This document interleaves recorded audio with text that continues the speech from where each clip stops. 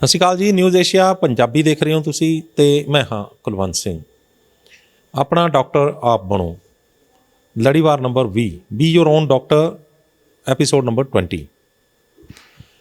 ਮੈਂ ਔਰ ਡਾਕਟਰ ਅਮਰ ਸਿੰਘ ਆਜ਼ਾਦ ਪਿਛਲੀ ਚਰਚਾ ਨੂੰ ਅੱਗੇ ਵਧਾਉਂਦੇ ਹੋਏ ਅੱਜ ਪਿਛਲੀ ਚਰਚਾ 'ਚ ਅਸੀਂ ਗੱਲ ਕੀਤੀ ਸੀ ਪ੍ਰੋਟੀਨ ਅਤੇ ਮਿਨਰਲਸ ਦੀ, ਪ੍ਰੋਟੀਨ ਅਤੇ ਕੁਛ ਹੋਰ ਸੋਰਸਿਸ ਦੀ। ਅੱਜ ਆਪਾਂ ਗੱਲ ਕਰਾਂਗੇ ਵਾਈਟਾਮਿਨ ਅਤੇ ਮਿਨਰਲਸ ਦੀ, ਅਤੇ ਇਹਦੇ ਨਾਲ ਇੱਕ ਦੋ ਚੀਜ਼ਾਂ ਅਸੀਂ ਹੋਰ ਡਿਸਕਸ ਕਰਨ ਵਾਲੇ ਹਾਂ, ਜਿਹਦੇ ਵਿੱਚੋਂ ਕਿਹੜੀਆਂ ਚੀਜ਼ਾਂ 'ਚੋਂ ਸਾਨੂੰ ਇਹ ਚੀਜ਼ਾਂ ਮਿਲ ਸਕਦੀਆਂ ਨੇ, ਇਹਨਾਂ ਦਾ ਬੋਡੀ ਦੇ ਵਿੱਚ ਕੀ ਰੋਲ ਹੁੰਦਾ, ਬੋਡੀ ਦੇ ਅੰਦਰ ਜੇਕਰ ਇਹਨਾਂ ਚੀਜ਼ਾਂ ਦੀ ਘਾਟ ਹੋ ਜਾਵੇ ਤਾਂ ਕੀ ਪ੍ਰੋਬਲਮ ਆਉਂਦੀ ਹੈਗੀ ਹੈ, ਜਿਹੜੀ ਅਸੀਂ ਜਿਸ ਰੂਪ ਦੇ ਵਿੱਚ ਗੋਲੀਆਂ ਕੈਪਸੂਲ ਦੇ ਰੂਪ ਦੇ ਵਿੱਚ ਅਸੀਂ ਲੈ ਰਹੇ ਹਾਂ, ਕੀ ਉਹ ਸਾਨੂੰ ਲੈਣਾ ਚਾਹੀਦਾ ਹੈ, ਕਿੰਨਾ ਕੁ ਕਾਰਗਰ ਨੇ। ਅੱਜ ਸਾਰੀ ਚਰਚਾ ਅਸੀਂ ਤੁਹਾਡੇ ਸਾਹਮਣੇ ਰੱਖਦੇ ਹਾਂ। ਡਾਕਟਰ ਸਾਹਿਬ, ਤੁਹਾਡਾ ਨਿਊਜ਼ ਏਸ਼ੀਆ ਪੰਜਾਬੀ 'ਤੇ ਬਹੁਤ ਬਹੁਤ ਸਵਾਗਤ ਹੈ। ਸਤਿ ਸ਼੍ਰੀ ਅਕਾਲ ਜੀ ਸਾਰੇ ਸੁੱਤੇ। ਡਾਕਟਰ ਸਾਹਿਬ, ਵਾਈਟਾਮਿਨ ਮਿਨਰਲਸ ਸਭ ਤੋਂ ਪਹਿਲਾਂ ਥੋੜ੍ਹਾ ਡਿਫਾਈਨ ਕਰੋ ਵੀ ਹੁੰਦੇ ਕੀ ਨੇ। ਕਰੋ ਜੀ, ਜਿੱਦਾਂ ਆਪਾਂ ਭੋਜਨ ਨੂੰ ਆਪਾਂ ਜਦੋਂ ਐਨਾਲਾਈਜ਼ ਕਰਦੇ ਹਾਂ, ਤੋੜ ਕੇ ਦੇਖਦੇ ਹਾਂ ਕੁਝ ਕੀ ਹੈ, ਕਿਹੜੇ ਕਿਹੜੇ ਖੁਰਾਕੀ ਤੱਤ ਨੇ ਅਤੇ ਕਿਸ ਕਿਸ ਕੰਮ ਲਈ ਚਾਹੀਦੇ ਆ। ਆਪਾਂ ਪਿਛਲੀ ਵਾਰੀ ਕੀਤੇ ਸੀਗੇ ਕਾਰਬੋਹਾਈਡਰੇਟਸ, ਯਾਨੀ ਕਿ ਅਨਾਜ ਜ਼ਿਆਦਾ ਜਿਹੜੇ ਅਨਾਜਾਂ 'ਚ ਹੁੰਦੇ ਆ। ਕਾਰਬੋਹਾਈਡਰੇਟ ਜਿਹੜੇ ਨੇ ਉਹ ਊਰਜਾ ਦੇਣ ਵਾਲਾ ਭੋਜਨ ਹੈ, ਕਿ ਸਰੀਰ ਨੂੰ ਜਿਹੜੀ ਊਰਜਾ ਚਾਹੀਦੀ ਹੈ ਚੱਲਦਾ ਰੱਖਣ ਲਈ, ਉਹ ਊਰਜਾ ਕਿੱਥੋਂ ਆਉਣੀ ਹੈ? ਉਹ ਜ਼ਿਆਦਾ ਕਾਰਬੋਹਾਈਡਰੇਟਸ ਆਉਂਦੀ ਹੈ। ਕਾਰਬੋਹਾਈਡਰੇਟ ਜ਼ਿਆਦਾ ਅਨਾਜਾਂ 'ਚ ਜ਼ਿਆਦਾ ਨੇ। ਪਿਛਲੀ ਵਾਰੀ ਆਪਾਂ ਗੱਲ ਕੀਤੀ ਸੀ ਪ੍ਰੋਟੀਨ ਦੀ ਅਤੇ ਫੈਟਸ ਦੀ। ਜਿਹੜੇ ਪ੍ਰੋਟੀਨ ਅਤੇ ਫੈਟ ਨੇ ਉਹ ਬਿਲਡਿੰਗ ਬਲਾਕ ਨੇ, ਯਾਨੀ ਕਿ ਖਾਣੇ ਦੇ ਵਿੱਚ ਮੁੱਖ ਤੌਰ 'ਤੇ ਦੋ ਕਿਸਮ ਦੇ ਜਿਹੜੇ ਵੱਡੇ ਭੋਜਨ ਤੱਤ ਨੇ, ਪ੍ਰੋਟੀਨ ਅਤੇ ਫੈਟ ਦੀ ਸਰੀਰ ਬਣਿਆ ਹੋਇਆ। ਕਾਰਬੋਹਾਈਡਰੇਟ ਦੇ ਸਿਰ 'ਤੇ ਚੱਲਦਾ, ਊਰਜਾ ਉਹ ਦਿੰਦਾ। ਤੀਜਾ ਅਗਰ ਬਿਲਡਿੰਗ ਬਲਾਕ ਕਹਿਣਾ ਤਾਂ ਕੈਲਸ਼ੀਅਮ ਕਹਿ ਸਕਦੇ ਹਾਂ। ਉਹ ਕੈਲਸ਼ੀਅਮ ਵੀ ਕਾਫੀ ਮਾਤਰਾ 'ਚ ਹੁੰਦਾ ਹੱਡੀਆਂ 'ਚ, ਤਾਂ ਉਹਦੀ ਮਾਤਰਾ ਵੀ ਕਾਫੀ ਹੁੰਦੀ ਹੈ। ਇਹਨੂੰ ਛੱਡ ਕੇ ਬਾਕੀ ਸਾਰਿਆਂ ਨੂੰ ਅਸੀਂ ਕਹਿੰਦੇ ਮਾਈਕਰੋ ਨਿਊਟਰੀਐਂਟਸ, ਯਾਨੀ ਕਿ ਬਹੁਤ ਥੋੜ੍ਹੀ ਮਾਤਰਾ ਜਿਹੜੇ ਚਾਹੀਦੇ ਨੇ। ਉਹਨਾਂ ਦਾ ਰੋਲ ਕੀ ਹੁੰਦਾ? ਕੈਮਿਸਟਰੀ ਦੇ ਜਿਹੜੇ ਸਰੋਤੇ ਕੋਈ ਕੈਮਿਸਟਰੀ ਦੇ ਜਾਣਕਾਰ ਨੇ, ਉਹਨਾਂ ਨੂੰ ਪਤਾ ਉਹਦੇ 'ਚ ਕੈਟਾਲਿਸਟ ਦਾ ਰੋਲ ਹੁੰਦਾ। ਕੈਟਾਲਿਸਟ ਯਾਨੀ ਕਿ ਜਿਹਦੀ ਪ੍ਰੈਜ਼ੈਂਸ 'ਚ ਸਾਰਾ ਕੰਮ ਹੋਣਾ ਹੈ, ਉਹਦੀ ਮੌਜੂਦਗੀ ਜ਼ਰੂਰੀ ਹੈ। ਉਹ ਹੈਲਪ ਕਰਦਾ, ਹੈਲਪਿੰਗ ਫੂਡਸ ਨੇ ਇਹ, ਯਾਨੀ ਕਿ ਸਰੀਰ ਨੂੰ ਬਣਾਉਣ 'ਚ ਵੀ ਹੈਲਪ ਕਰਦੇ ਹੋ, ਉਹ ਸਰੀਰ ਨੂੰ ਚਲਾਉਣ 'ਚ ਵੀ ਹੈਲਪ ਕਰਦੇ ਆ। ਉਹਨਾਂ ਨੂੰ ਕਹਿੰਦੇ ਵਾਈਟਾਮਿਨਸ ਐਂਡ ਮਿਨਰਲਸ, ਯਾਨੀ ਕਿ ਸਰੀਰ ਨੂੰ ਸਮੂਥਲੀ ਕੰਮ ਕਰਨ ਲਈ। ਜਿੱਦਾਂ ਮਤਲਬ ਪੈਟਰੋਲ ਡੀਜ਼ਲ ਨਾਲ ਗੱਡੀ ਚੱਲਦੀ ਹੈ, ਲੇਕਿਨ ਮੋਬਿਲ ਪੈਂਦਾ ਉਹਨੂੰ ਸਮੂਥਲੀ ਪੁਰਜਿਆਂ ਨੂੰ ਘੁਮਾਉਣ ਲਈ। ਉਹ ਖਰਚਿਆ ਨਹੀਂ ਜਾਂਦਾ, ਉਹ ਉੱਥੇ ਗੇੜੇ ਦਿੰਦਾ ਰਹਿੰਦਾ। ਅਲਟੀਮੇਟਲੀ ਜਦੋਂ ਉਹ ਕਾਲਾ ਹੋ ਜਾਂਦਾ ਤਾਂ ਫਿਰ ਆਪਾਂ ਕੱਢ ਦਿੰਦੇ ਹਾਂ। ਤਾਂ ਇੱਕ ਕਿਸਮ ਦਾ ਇਹ ਮੋਬਾਈਲ ਦਾ ਕੰਮ ਕਰਦੇ ਆ ਕਿ ਸਰੀਰ ਨੂੰ ਚੱਲਦਾ ਰੱਖਣ ਲਈ ਜਿਹੜੇ ਵਾਈਟਾਮਿਨਸ ਅਤੇ ਮਿਨਰਲਸ ਨੇ, ਇਹ ਜਿਹੜੇ ਨੇ ਆਪਣਾ ਰੋਲ ਪਲੇਅ ਕਰਦੇ ਆ। ਅਤੇ ਉਹਨੂੰ ਕੋਈ ਖੂਨ ਬਣਾਉਣ 'ਚ ਕਰਦਾ ਹੈ, ਕੋਈ ਹੱਡੀਆਂ 'ਚ ਕਰਦਾ ਹੈ, ਕੋਈ ਬਾਕੀ ਪੱਠਿਆਂ ਨੂੰ ਚਲਾਉਣ 'ਚ ਕਰਦਾ ਹੈ, ਕੋਈ ਅੱਖਾਂ ਦੇ ਵਿੱਚ ਨਿਗਾਹ ਦੇਖਣ ਲਈ ਕਰਦਾ ਹੈ, ਕੋਈ ਸੁਣਨ ਲਈ ਕਰਦਾ। ਅਤੇ ਇਹ ਸਾਰੇ ਵਾਈਟਾਮਿਨਸ ਐਂਡ ਮਿਨਰਲਸ ਨੇ ਜਿਹੜੇ ਅਲਟੀਮੇਟਲੀ ਜਾ ਕੇ ਸਾਡੇ ਸਰੀਰ 'ਚ ਉਹਨੂੰ ਅੱਗੇ ਸਾਡੇ ਜਿਹੜੇ ਬੋਡੀ ਦੇ ਕੈਮੀਕਲ ਨੇ, ਜਿਹਨੂੰ ਅਸੀਂ ਹਾਰਮੋਨਸ ਜਾਂ ਐਨਜ਼ਾਈਮਸ ਕਹਿੰਦੇ ਹਾਂ। ਨਿਊਰੋ ਟਰਾਂਸਮਿਟਰਸ ਨੇ, ਐਨਜ਼ਾਈਮਸ ਨੇ, ਹਾਰਮੋਨਸ ਨੇ, ਗੈਸਟ੍ਰਿਕ ਸਕ੍ਰੀਸ਼ਨਸ ਨੇ, ਖਾਣਾ ਹਜ਼ਮ ਕਰਨ ਵਾਲੇ ਐਨਜ਼ਾਈਮ ਨੇ, ਕੋਈ ਦਿਮਾਗ ਨੂੰ ਚਲਾਉਣ ਵਾਲੇ ਨਿਊਰੋ ਟਰਾਂਸਮਿਟਰਸ ਨੇ। ਸਾਰੇ ਇਹ ਬਣਦੇ ਨੇ। ਇਹ ਉਹਨਾਂ ਸਾਰਿਆਂ ਨੂੰ ਬਣਾਉਣ ਵਾਸਤੇ ਸਾਨੂੰ ਕਿਤੇ ਨਾ ਕਿਤੇ ਜਿਹੜੇ ਨੇ, ਅਤੇ ਸਾਡੀ ਜਿਹੜੀ ਮਾਈਕਰੋਬੀਅਲ ਹੈਲਥ ਹੈ, ਸਾਡੇ ਅੰਤੜੀਆਂ 'ਚ ਸਾਡੇ ਸੂਖਸ਼ਮ ਜੀਵ ਨੇ, ਉਹਨਾਂ ਦਾ ਸਰੀਰ ਚੱਲਦਾ ਰੱਖਣ ਲਈ ਵੀ ਇਹਨਾਂ ਵਾਈਟਾਮਿਨਸ ਅਤੇ ਮਿਨਰਲ ਦੀ ਜ਼ਰੂਰਤ ਹੁੰਦੀ ਹੈ। ਤਾਂ ਅੱਜ ਆਪਾਂ ਜਿਹੜੀ ਗੱਲ ਕਰਨੀ ਹੈ ਵਾਈਟਾਮਿਨਸ ਅਤੇ ਮਿਨਰਲਸ ਦੀ ਕਰਨੀ ਹੈ। ਵਾਈਟਾਮਿਨਸ ਦੀ ਗੱਲ ਪਹਿਲਾਂ ਆਪਾਂ ਛੜੀਏ ਤਾਂ ਵਾਈਟਾਮਿਨਸ ਮੁੱਖ ਤੌਰ 'ਤੇ ਮੈਡੀਕਲ ਸਾਇੰਸ ਜਿਹੜੀ ਹੈ ਵਾਈਟਾਮਿਨ ਨੂੰ ਦੋ 'ਚ ਵੰਡਦੀ ਆ, ਵਾਟਰ ਸੋਲੂਬਲ ਅਤੇ ਫੈਟ ਸੋਲੂਬਲ। ਯਾਨੀ ਕਿ ਉਹ ਵਾਈਟਾਮਿਨ ਜਿਹੜੇ ਕਿ ਪਾਣੀ 'ਚ ਘੁਲਣਸ਼ੀਲ ਨੇ, ਅਤੇ ਉਹ ਵਾਈਟਾਮਿਨ ਜਿਹੜੇ ਚਰਬੀ 'ਚ ਘੁਲਣਸ਼ੀਲ ਨੇ, ਤੇਲ 'ਚ ਘੁਲਣਸ਼ੀਲ ਨੇ, ਆਇਲ 'ਚ ਘੁਲਣਸ਼ੀਲ ਨੇ, ਫੈਟ 'ਚ ਘੁਲਣਸ਼ੀਲ ਨੇ, ਫੈਟ ਸੋਲੂਬਲ। ਜਿਹੜੇ ਵਾਟਰ ਸੋਲੂਬਲ ਵਾਈਟਾਮਿਨਸ ਨੇ ਉਹ ਫੈਟ 'ਚ ਨਹੀਂ ਘੁਲਦੇ, ਅਤੇ ਫੈਟ ਸੋਲੂਬਲ ਪਾਣੀ 'ਚ ਨਹੀਂ ਘੁਲਦੇ। ਵਾਟਰ ਸੋਲੂਬਲ ਵਾਈਟਾਮਿਨ ਉਹਨਾਂ ਖਾਣਿਆਂ 'ਚ ਹੋਣਗੇ ਜਿਨ੍ਹਾਂ 'ਚ ਚਰਬੀ ਨਹੀਂ ਹੈਗੀ, ਲੇਕਿਨ ਜਿਹਨਾਂ ਚਰਬੀ ਹੈਗੀ ਖਾਣਿਆਂ 'ਚ ਉਹਨਾਂ 'ਚ ਫੈਟ ਸੋਲੂਬਲ ਵਾਈਟਾਮਿਨ ਜ਼ਿਆਦਾ ਹੋਣਗੇ। ਫੈਟ ਸੋਲੂਬਲ ਕਿਹੜੇ ਨੇ? ਉਹ ਹੈਗੇ ਨੇ A, E, D ਅਤੇ K। ਇਹ ਚਾਰ ਵਾਈਟਾਮਿਨ ਹੁੰਦੇ ਆ ਜਿਹਨਾਂ ਨੂੰ ਅਸੀਂ ਫੈਟ ਸੋਲੂਬਲ ਵਾਈਟਾਮਿਨਸ ਕਹਿੰਦੇ ਹਾਂ। Fat soluble vitamins A, D, E ਅਤੇ K। ਇਹਨਾਂ ਚਾਰਾਂ ਦੇ ਆਪੋ ਆਪਣੇ ਕੰਮ ਨੇ। ਏ ਵਿਟਾਮਿਨ ਜਿਹੜਾ ਹੈ ਤਾਂ ਸਾਰੀ ਬਾਡੀ ਨੂੰ ਚਾਹੀਦਾ, ਉਹ ਸਾਰੀ ਬੋਡੀ ਦੇ ਸੈੱਲਾਂ ਨੂੰ ਚਾਹੀਦਾ, ਲੇਕਿਨ ਅੱਖਾਂ 'ਚ ਖਾਸ ਕਰਕੇ ਇਹਨੂੰ ਅੱਖਾਂ ਨਾਲ ਜੋੜਿਆ ਗਿਆ ਕਿ ਜੇ ਵਿਟਾਮਿਨ ਏ ਦੀ ਕਮੀ ਹੋ ਜਾਏ ਤਾਂ ਬੰਦਾ ਜਿਹੜਾ ਸਾਡੀਆਂ ਅੱਖਾਂ ਨੇ ਉਹ ਕੰਮ ਨਹੀਂ ਕਰ ਸਕਦੀਆਂ ਵਧੀਆ। ਅਤੇ ਉਹ ਪੁਰਾਣੇ ਜ਼ਮਾਨੇ 'ਚ ਕਹਿੰਦੇ ਹੁੰਦੇ ਸੀ ਵਿਟਾਮਿਨ ਏ ਨਾਲ ਜੁੜਾ ਬਲਾਈਂਡਨੈਸ ਵੀ ਸੀਗੀ। ਵਿਟਾਮਿਨ ਏ ਡੈਫੀਸ਼ੀਐਂਸੀ ਜਦੋਂ ਕਿ ਖੁਰਾਕ ਪ੍ਰੋਪਰ ਨਹੀਂ ਸੀ ਮਿਲਦੀ ਲੋਕਾਂ ਨੂੰ, ਅੱਜ ਤਾਂ ਉਹ ਖਤਮ ਹੋ ਗਈ ਲਗਭਗ। ਜਦੋਂ ਕਿ ਅੱਤ ਦੀ ਗਰੀਬੀ ਹੁੰਦੀ ਸੀਗੀ ਅਤੇ ਬੱਚਿਆਂ ਨੂੰ ਭੋਜਨ ਵੀ ਪ੍ਰੋਪਰ ਮਾਤਰਾ 'ਚ ਨਹੀਂ ਸੀ ਮਿਲਦਾ, ਤਾਂ ਉਹਨਾਂ ਬੱਚਿਆਂ 'ਚ ਜਾਂ ਮਿਲਦਾ ਸੀ ਤਾਂ ਬਿਲਕੁਲ ਜਿਹੜਾ ਘਿਓ ਬਿਲਕੁਲ ਨਹੀਂ ਸੀ, ਉਹਦੇ 'ਚ ਤੇਲ ਬਿਲਕੁਲ ਨਹੀਂ ਸੀ, ਤਾਂ ਉਹ ਜਿਹੜੇ ਵਿਟਾਮਿਨ ਦੀ ਕਮੀ ਸੀਗੀ ਉਹਦੇ ਨਾਲ ਅੱਖਾਂ ਜਿਹੜੇ ਬਲਾਈਂਡਨੈਸ ਹੋ ਜਾਂਦੀ ਸੀ। ਉਹਨੂੰ ਵਿਟਾਮਿਨ ਏ ਡੈਫੀਸ਼ੀਐਂਸੀ ਬਲਾਈਂਡਨੈਸ ਕਹਿੰਦੇ ਸੀਗੇ, ਕੈਰਾਟਾਈਟਿਸ ਕੋਰਨੀਅਮ ਜਾਂ ਨਾਈਟ ਬਲਾਈਂਡਨੈਸ ਜਿਹਨੂੰ ਕਹਿੰਦੇ ਜਦੋਂ ਹਨੇਰਾ ਹੋਇਆ ਨਾਲ ਦਿਖਣਾ ਬੰਦ ਹੋ ਜਾਂਦਾ ਸੀ ਬੰਦਿਆਂ ਨੂੰ, ਅੰਧਰਾਤਾ ਕਹਿੰਦੇ ਸੀ। ਅੰਧਰਾਤਾ ਬੇਸਿਕਲੀ ਕੋਈ ਬਿਮਾਰੀ ਨਹੀਂ ਸੀ, ਉਹ ਭੋਜਨ ਦੇ ਵਿੱਚ ਵਿਟਾਮਿਨ ਏ ਦੀ ਕਮੀ ਸੀ। ਉਹ ਕਮੀ ਕਿਹਨੂੰ ਹੁੰਦੀ ਸੀਗੀ? ਸਿਰਫ ਉਹਨੂੰ ਹੀ ਹੁੰਦੀ ਸੀ ਜਿਹੜਾ ਕਿ ਅੱਤ ਦਾ ਗਰੀਬ ਹੈ, ਜਿਹਨੂੰ ਕਿ 2 ਵੇਲਿਆਂ ਦੀ 3 ਵੇਲਿਆਂ ਦੀ ਰੋਟੀ ਵੀ ਪ੍ਰੋਪਰ ਢੰਗ ਨਾਲ ਖਾਣਾ ਨਹੀਂ ਮਿਲ ਰਿਹਾ, ਉਹਨਾਂ ਨੂੰ ਹੁੰਦੀ ਸੀ। ਅੱਜ ਇਹ ਕਮੀਆਂ ਜਿਹੜੀਆਂ ਨੇ ਹੁਣ ਵਾਸਟ ਦੀ ਗੱਲ ਹੋ ਗਈਆਂ ਨੇ, ਬਹੁਤ ਜ਼ਿਆਦਾ ਨਹੀਂ ਹੁੰਦੀਆਂ ਪੰਜਾਬ ਵਰਗੇ ਸੂਬੇ ਦੇ ਅੰਦਰ, ਕਿਉਂਕਿ ਬੇਸਿਕ ਖਾਣਾ ਜਿਹੜਾ ਉਹ ਤਕਰੀਬਨ ਮਿਲਦਾ ਸਭ ਨੂੰ। ਹਾਂ, ਆਪਾਂ ਇਹ ਨਹੀਂ ਕਹਿ ਸਕਦੇ ਕਿ ਕਮੀਆਂ ਬਿਲਕੁਲ ਖਤਮ ਹੋ ਗਈਆਂ ਨੇ, ਲੇਕਿਨ ਕਮੀਆਂ ਦੀ ਜਿਹੜੀ ਗੰਭੀਰ ਬਿਮਾਰੀਆਂ ਸੀਗੀਆਂ ਕਮੀਆਂ ਰਿਲੇਟਡ ਉਹ ਨਹੀਂ ਹੋ ਰਹੀਆਂ। ਹਲਕੀ ਫੁਲਕੀ ਅਤੇ ਮੀਡੀਅਮ ਡੈਫੀਸ਼ੀਐਂਸੀ ਅੱਜ ਵੀ ਹੈਗੀ ਹੈ। ਬਹੁਤ ਸਾਰੇ ਖੁਰਾਕੀ ਤੱਤ ਨੇ ਜਿਵੇਂ ਉਹਨਾਂ ਦੀ ਡੈਫੀਸ਼ੀਐਂਸੀ ਹੈਗੀ, ਉਹਦੀ ਆਪਾਂ ਗੱਲ ਅੱਗੇ ਕਰਾਂਗੇ। ਸੋ ਵਿਟਾਮਿਨ ਏ ਹੈ। ਡੀ ਜਿਹੜਾ ਬੇਸਿਕਲੀ ਉਹਦਾ ਕੈਲਸ਼ੀਅਮ ਦੇ ਨਾਲ ਜੁੜਿਆ ਹੋਇਆ ਕਿ ਡੀ ਦੀ ਹਾਜ਼ਰੀ 'ਚ ਕੈਲਸ਼ੀਅਮ ਜਿਹੜਾ ਉਹ ਪ੍ਰੋਪਰ ਥਾਂ 'ਤੇ ਲੱਗਦਾ ਜਾ ਕੇ, ਅਤੇ ਡੀ ਦੀ ਜਿਹੜੀ ਹਾਜ਼ਰੀ ਦੇ ਵਿੱਚ ਹੀ ਪ੍ਰੋਪਰ ਢੰਗ ਨਾਲ ਕੈਲਸ਼ੀਅਮ ਅਬਜ਼ੋਰਬ ਹੁੰਦਾ। ਜੇ ਡੀ ਪ੍ਰੋਪਰ ਹੈਗਾ ਤਾਂ ਹੀ ਕੈਲਸ਼ੀਅਮ ਜਿਹੜਾ ਖੁਰਾਕ 'ਚੋਂ ਸਰੀਰ ਲੈਂਦਾ, ਅਤੇ ਡੀ ਨਾ ਹੋਵੇ ਤਾਂ ਉਹ ਦਿੱਕਤ ਆ ਜਾਂਦੀ ਹੈ। ਇੱਦਾਂ ਹੀ ਬਹੁਤ ਸਾਰੇ ਕੰਮਾਂ 'ਚ ਆਉਂਦਾ, ਹਾਰਟ 'ਚ ਵੀ ਹੈ, ਰਿਪਰੋਡਕਸ਼ਨ 'ਚ ਵੀ ਹੈ, ਜਿਹੜਾ ਫੈਟ ਸੋਲੂਬਲ ਹੈ। ਇੱਦਾਂ ਕੇ ਹੈ ਉਹ ਬਲੱਡ ਨਾਲ ਜੁੜਿਆ ਹੋਇਆ, ਖੂਨ ਦੇ ਜਿਹੜੇ ਨੇ, ਅਤੇ ਬਾਕੀ ਜਿਹੜੀ ਸਾਰੀ ਐਪੀਥੀਲੀਅਮਸ ਨੇ, ਜਾਂ ਡੀ ਦੇ ਨਾਲ ਰਲ ਕੇ ਵੀ ਕੇ ਕੰਮ ਕਰਦਾ, ਕੁਛ ਡੀ ਦੇ ਕੰਮ 'ਚ ਵੀ ਹੈਲਪ ਕਰਦਾ, ਹੱਡੀਆਂ ਵਾਲਾ ਕੰਮ ਜਿਹੜਾ। ਤੋ ਇਹ 4 ਵਿਟਾਮਿਨ ਜਿਹੜੇ ਨੇ ਫੈਟ ਸੋਲੂਬਲ ਵਿਟਾਮਿਨ ਨੇ। ਫੈਟ ਸੋਲੂਬਲ ਵਿਟਾਮਿਨ ਕਿੱਥੇ ਹੋਣਗੇ? ਜਿੱਥੇ ਫੈਟ ਹੋਏਗਾ, ਜਿਵੇਂ ਕਿ ਤੇਲਾਂ 'ਚ ਜਾਂ ਘੀ 'ਚ। ਫੈਟ ਸੋਲੂਬਲ ਜਿਹੜਾ ਵਿਟਾਮਿਨ ਡੀ ਹੈ, ਇਹ ਜਿਹੜਾ ਕਮਾਲ ਦਾ ਵਿਟਾਮਿਨ ਹੈ ਕਿ ਇਹ ਸਿਰਫ ਚਮੜੀ 'ਚ ਬਣਦਾ, ਸਾਡੀ ਚਮੜੀ 'ਚ ਬਣਦਾ। ਕਦੋਂ ਬਣੇਗਾ? ਜਦੋਂ ਅਸੀਂ ਧੁੱਪੇ ਜਾਵਾਂਗੇ। ਸੋ ਧੁੱਪ ਜਿਹੜੀ ਹੈ ਜੇ ਅਗਰ ਸਾਡੇ ਪਿੰਡੇ 'ਤੇ ਪੈਂਦੀ ਹੈ ਅਤੇ ਸਾਡੀ ਖੁਰਾਕ ਠੀਕ ਹੈ ਤਾਂ ਸਾਨੂੰ ਵਿਟਾਮਿਨ ਡੀ ਦੀ ਡੈਫੀਸ਼ੀਐਂਸੀ ਨਹੀਂ ਹੋਏਗੀ। ਲੇਕਿਨ ਅੱਜ ਵਿਟਾਮਿਨ ਡੀ ਦੀ ਡੈਫੀਸ਼ੀਐਂਸੀ ਦੀ ਐਪੀਡੈਮਿਕ ਆਈ ਪਈ ਹੈ। ਜਣੇ ਖਣੇ ਨੂੰ ਵਿਟਾਮਿਨ ਡੀ ਡੈਫੀਸ਼ੀਐਂਸੀ ਹੈ। ਉਹ ਕਿਉਂ ਹੈ ਵਿਟਾਮਿਨ ਡੀ ਡੈਫੀਸ਼ੀਐਂਸੀ? ਕਿਉਂਕਿ ਅਸੀਂ ਇੱਕ ਤਾਂ ਜਿਹੜੇ ਫੈਸ਼ਨ ਬੇਸਡ ਕੱਪੜੇ ਪਾ ਰਹੇ ਹਾਂ, ਬਹੁਤ ਜ਼ਿਆਦਾ ਕੱਪੜੇ ਪਾਉਂਦੇ ਅਸੀਂ ਦਿਖਾਵੇ ਵਾਸਤੇ, ਬਹੁਤ ਡਾਰਕ ਕਲਰ ਦੇ ਫੈਸ਼ਨਦਾਰ ਕੱਪੜੇ ਪਾਉਂਦੇ ਹਾਂ ਅਤੇ ਧੁੱਪ ਜਾਂਦੀ ਨਹੀਂ ਹੈ।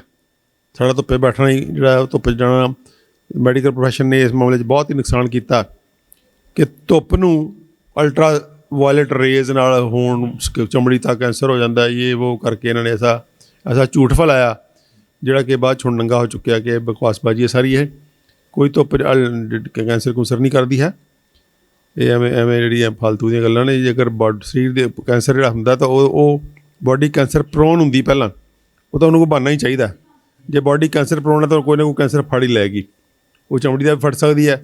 ਉਹਨੂੰ ਧੁੱਪ ਨਾਲ ਜੋੜ ਲਿਆ ਇਹਨਾਂ ਨੇ, ਧੁੱਪ ਨਾਲ ਜੋੜ ਕੇ ਫਿਰ ਸਨਸਕ੍ਰੀਨ ਨਾਲ ਬਣਾਉਣੀਆਂ ਸ਼ੁਰੂ ਕਰਤੀਆਂ।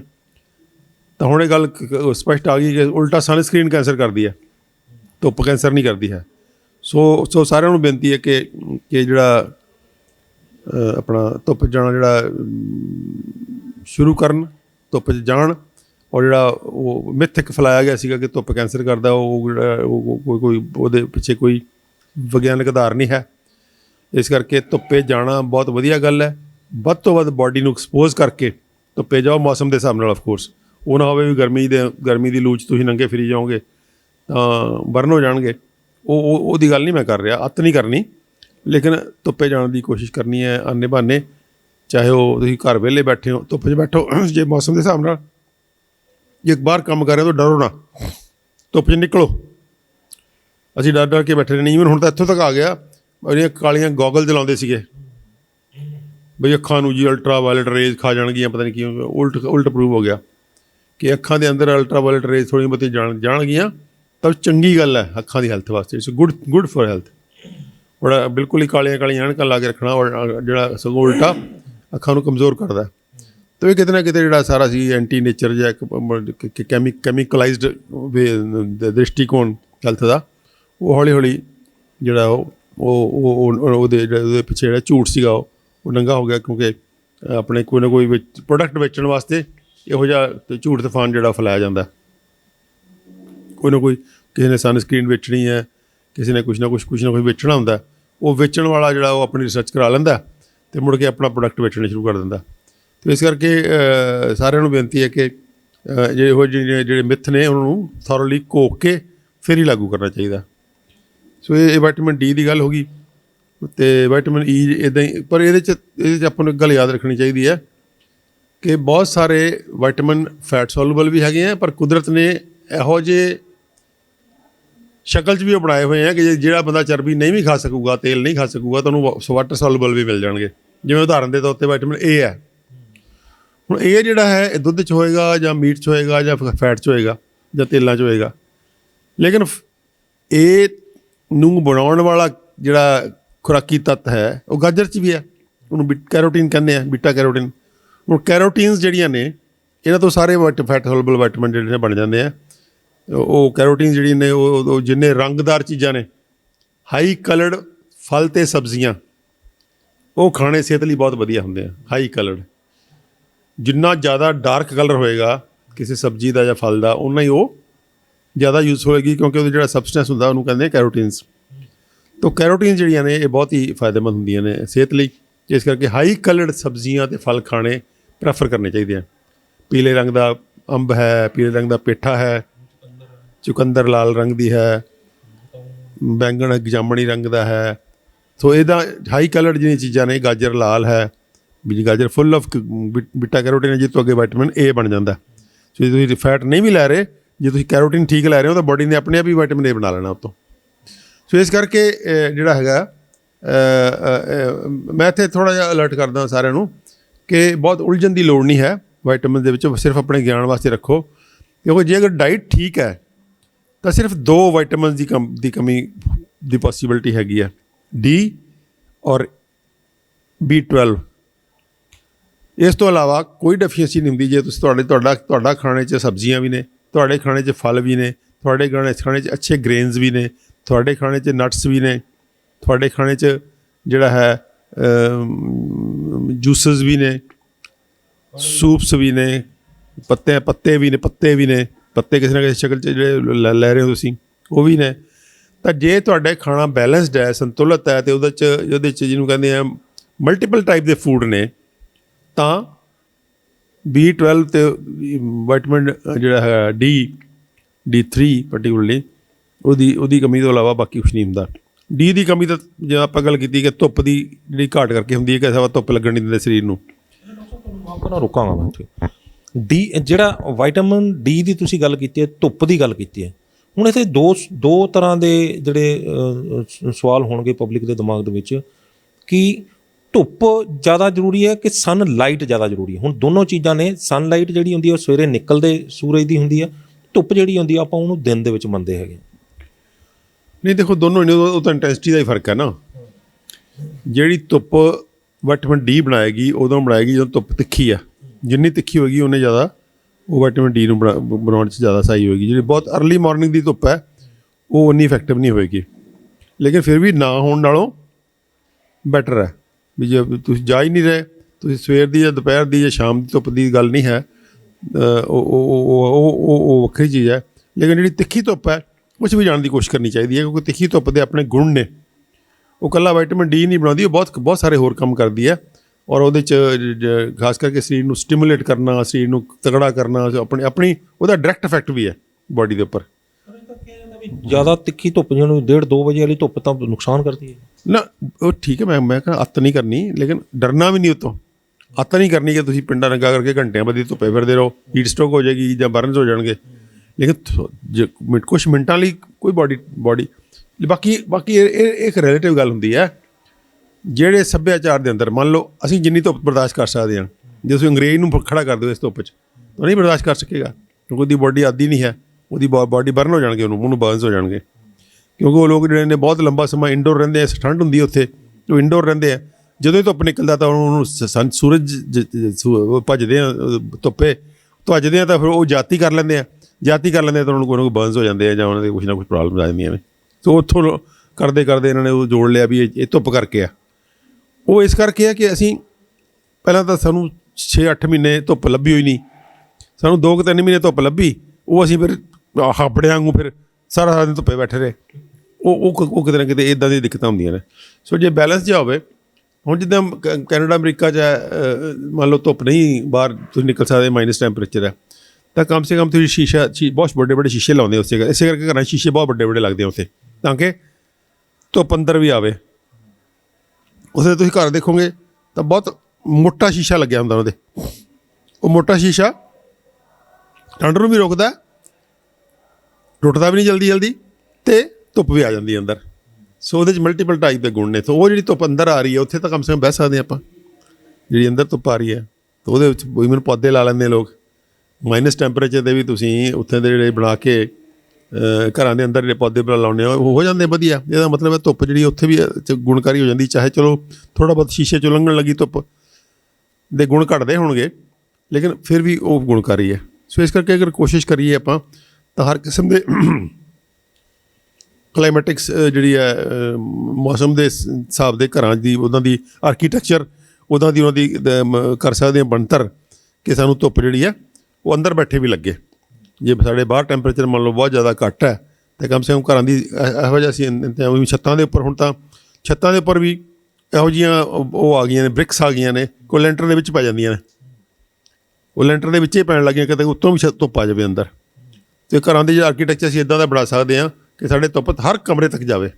ਟਰਾਂਸਪੇਰੈਂਟ ਇੱਟਾਂ ਆ ਗਈਆਂ, ਆ ਗਈਆਂ ਹੋਈਆਂ ਬਿਲਕੁਲ, ਉਹ ਲੈਂਟਰ 'ਚ ਹੀ ਪੈ ਜਾਂਦੀਆਂ। ਫਿਰ ਗਲੋਬ ਰੱਖਣ ਦਾ, ਉਹਦਾ ਸ਼ੀਸ਼ੇ ਦੇ ਕੱਚ ਦੇ ਗਲੋਬ ਰੱਖਣ ਦਾ ਬਹੁਤ ਪੁਰਾਣਾ ਰਿਵਾਜ ਸੀਗਾ ਪੁਰਾਣੇ ਘਰਾਂ ਦੇ ਅੰਦਰ। ਮੈਂ ਤਾਂ ਬਹੁਤ ਬਿਲਡਿੰਗਾਂ ਦੇਖੀਆਂ ਹੋਈਆਂ ਨੇ, ਉੱਪਰ ਜਾ ਕੇ ਸਿਰੇ 'ਤੇ ਜਾ ਕੇ ਇੱਕ ਲੰਬੀ ਸਾਰੀ ਕਰ ਦਿੰਦੇ ਹੁੰਦੇ ਸੀ ਬਣਾ ਕੇ ਸਟਰਕਚਰ ਚੌਰਸ ਜਿਹਾ, ਉਹਦੇ ਸ਼ੀਸ਼ੇ ਲਾਉਂਦੇ ਸੀ ਵੱਡੇ ਤਾਂ ਕਿ ਚੜ੍ਹਦੇ ਸੂਰਜ ਤੋਂ ਲੈ ਕੇ ਡੁੱਬਦੇ ਸੂਰਜ ਤੱਕ ਕਿਸੇ ਨਾ ਕਿਸੇ ਪਾਸੇ ਤੋਂ ਉੱਪਰ ਰਿਫਲੈਕਟ ਹੋ ਕੇ ਥੱਲੇ ਆ ਜਾਂਦੀ ਸੀ ਘਰਾਂ ਦੇ ਅੰਦਰ। ਤਾਂ ਹੁਣ ਹੋ ਗਿਆ ਕਿ ਅਸੀਂ ਜਿਹੜੇ ਹੋ ਗਏ ਹਾਂ ਉਹ AC ਮਾਈਂਡਡ, ਅਤੇ ਜਿਹੜੇ ਸਾਨੂੰ ਉਹਦੀ ਇੰਪੋਰਟੈਂਸ ਹੀ ਭੁੱਲ ਗਏ ਨੇਚਰ ਦੀ, ਵੀ ਨੇਚਰ ਵੀ ਕੋਈ ਚੀਜ਼ ਹੁੰਦੀ ਹੈ। ਜਿਹੜੇ ਮਤਲਬ ਮਨੁੱਖ ਜਿਹੜਾ ਉਹ ਇੰਨਾ ਕੁ ਨੇਚਰ ਤੋਂ ਜਿਹੜਾ ਬੇਮੁਖ ਹੋ ਗਿਆ ਕਿ ਉਹ ਨੇਚਰ ਦੇ ਗੁਣਾਂ ਨੂੰ ਹੀ ਭੁੱਲ ਗਿਆ। ਤਾਂ ਪੁਰਾਣੇ ਜਿਹੜੇ ਸਾਡੇ ਪੁਰਖੇ ਸੀਗੇ ਉਹ ਬੜੇ ਢੰਗ ਦੇ ਨਾਲ ਹਰ ਚੀਜ਼ ਨੂੰ ਬਣਾਉਂਦੇ ਹੁੰਦੇ ਸੀਗੇ। ਅਤੇ ਜਿਹੜੇ ਸਾਡੇ ਘਰ ਵੀ ਸੀ ਹੋਰ ਸੀ, ਉਹ ਇੱਦਾਂ ਬਣਦੇ ਸੀਗੇ। ਆਪਾਂ ਜਿਹੜੀ ਹੈ ਦੇਖੋ ਕੋਈ ਰਸੋਈਆਂ ਜਿਹੜੀਆਂ ਸੀਗੀਆਂ, ਰਸੋਈ ਦਾ ਸਾਡਾ ਕੰਸੈਪਟ ਸੀਗਾ ਕਿ ਰਸੋਈ ਬਰਸਾਤ ਵਾਸਤੇ ਹੁੰਦੀ ਸੀਗੀ। ਕੋਈ ਬੰਦਾ ਰਸੋਈ 'ਚ ਜਿਹੜੀ ਨੋਰਮਲ ਮੌਸਮ 'ਚ ਅੰਦਰ ਨਹੀਂ ਸੀ ਬੈਠਦਾ, ਇਵਨ ਸਰਦੀਆਂ 'ਚ ਵੀ ਵਿਹੜੇ 'ਚ ਸੀਗਾ। ਚੌਂਕਾ ਕਹਿੰਦੇ ਸੀ ਉਹਨੂੰ, ਚੌਂਕਾ ਸੀਗਾ। ਬਸਾਤੀ ਬਣਾਈ ਹੁੰਦੀ ਸੀ, ਉਹ ਬਣਾਈ ਹੁੰਦੀ ਸੀ ਬਰਸਾਤ ਵਾਸਤੇ। ਉਹਦੇ ਅੰਦਰ ਪਾਥੀਆਂ ਪੁੱਥੀਆਂ ਲੱਕੜਾਂ ਰੱਖੀ ਪਈਆਂ ਹੁੰਦੀਆਂ ਰਹਿੰਦੀਆਂ ਸੀਗੀਆਂ ਕਿ ਜਦੋਂ ਕੱਲ੍ਹ ਨੂੰ ਕਿਤੇ ਮੀਂਹ ਕਣੀ ਹੋਊਗੀ ਫਿਰ ਅੰਦਰ ਚੱਲ ਜਾਓ। ਅਤੇ ਲੇਕਿਨ ਉਹ 'ਚ ਬੈਠਦਾ ਕੋਈ ਨਹੀਂ ਸੀ ਹੁੰਦਾ। ਉਹ ਮਾੜੀ ਜਿਹੀ ਥੋੜ੍ਹੀ ਜਿਹੀ ਕੰਧ ਬਣਾ ਕੇ 2-3 ਫੁੱਟ ਦੀ, ਅਤੇ ਉਹਦੇ ਵਿੱਚ ਸਾਰਾ ਜਿਹੜਾ ਸੀਗਾ ਚੌਂਕੇ ਦਾ ਕਨਸੈਪਟ ਸੀਗਾ ਕਿਉਂਕਿ ਖੁੱਲ੍ਹੀ ਹਵਾ ਵੀ ਲੱਗੇ, ਧੂੰਆਂ ਵੀ ਨਾ ਜ਼ਿਆਦਾ ਚੜ੍ਹੇ, ਧੁੱਪ ਵੀ ਲੱਗੇ। ਤਾਂ ਸਾਰੇ ਦਾ ਕਿਤੇ ਨਾ ਕਿਤੇ ਜਿਹੜਾ ਸੀਗਾ ਵਰਤਾਰਾ ਨੇਚਰ ਦੇ, ਮਨੁੱਖ ਜਿਹੜਾ ਸੀ ਨੇਚਰ ਦੇ ਨਾਲ ਜਿਉਂਦਾ ਸੀਗਾ, ਨੇਚਰ ਦੇ ਹਿਸਾਬ ਨਾਲ ਜਿਉਂਦਾ ਸੀਗਾ।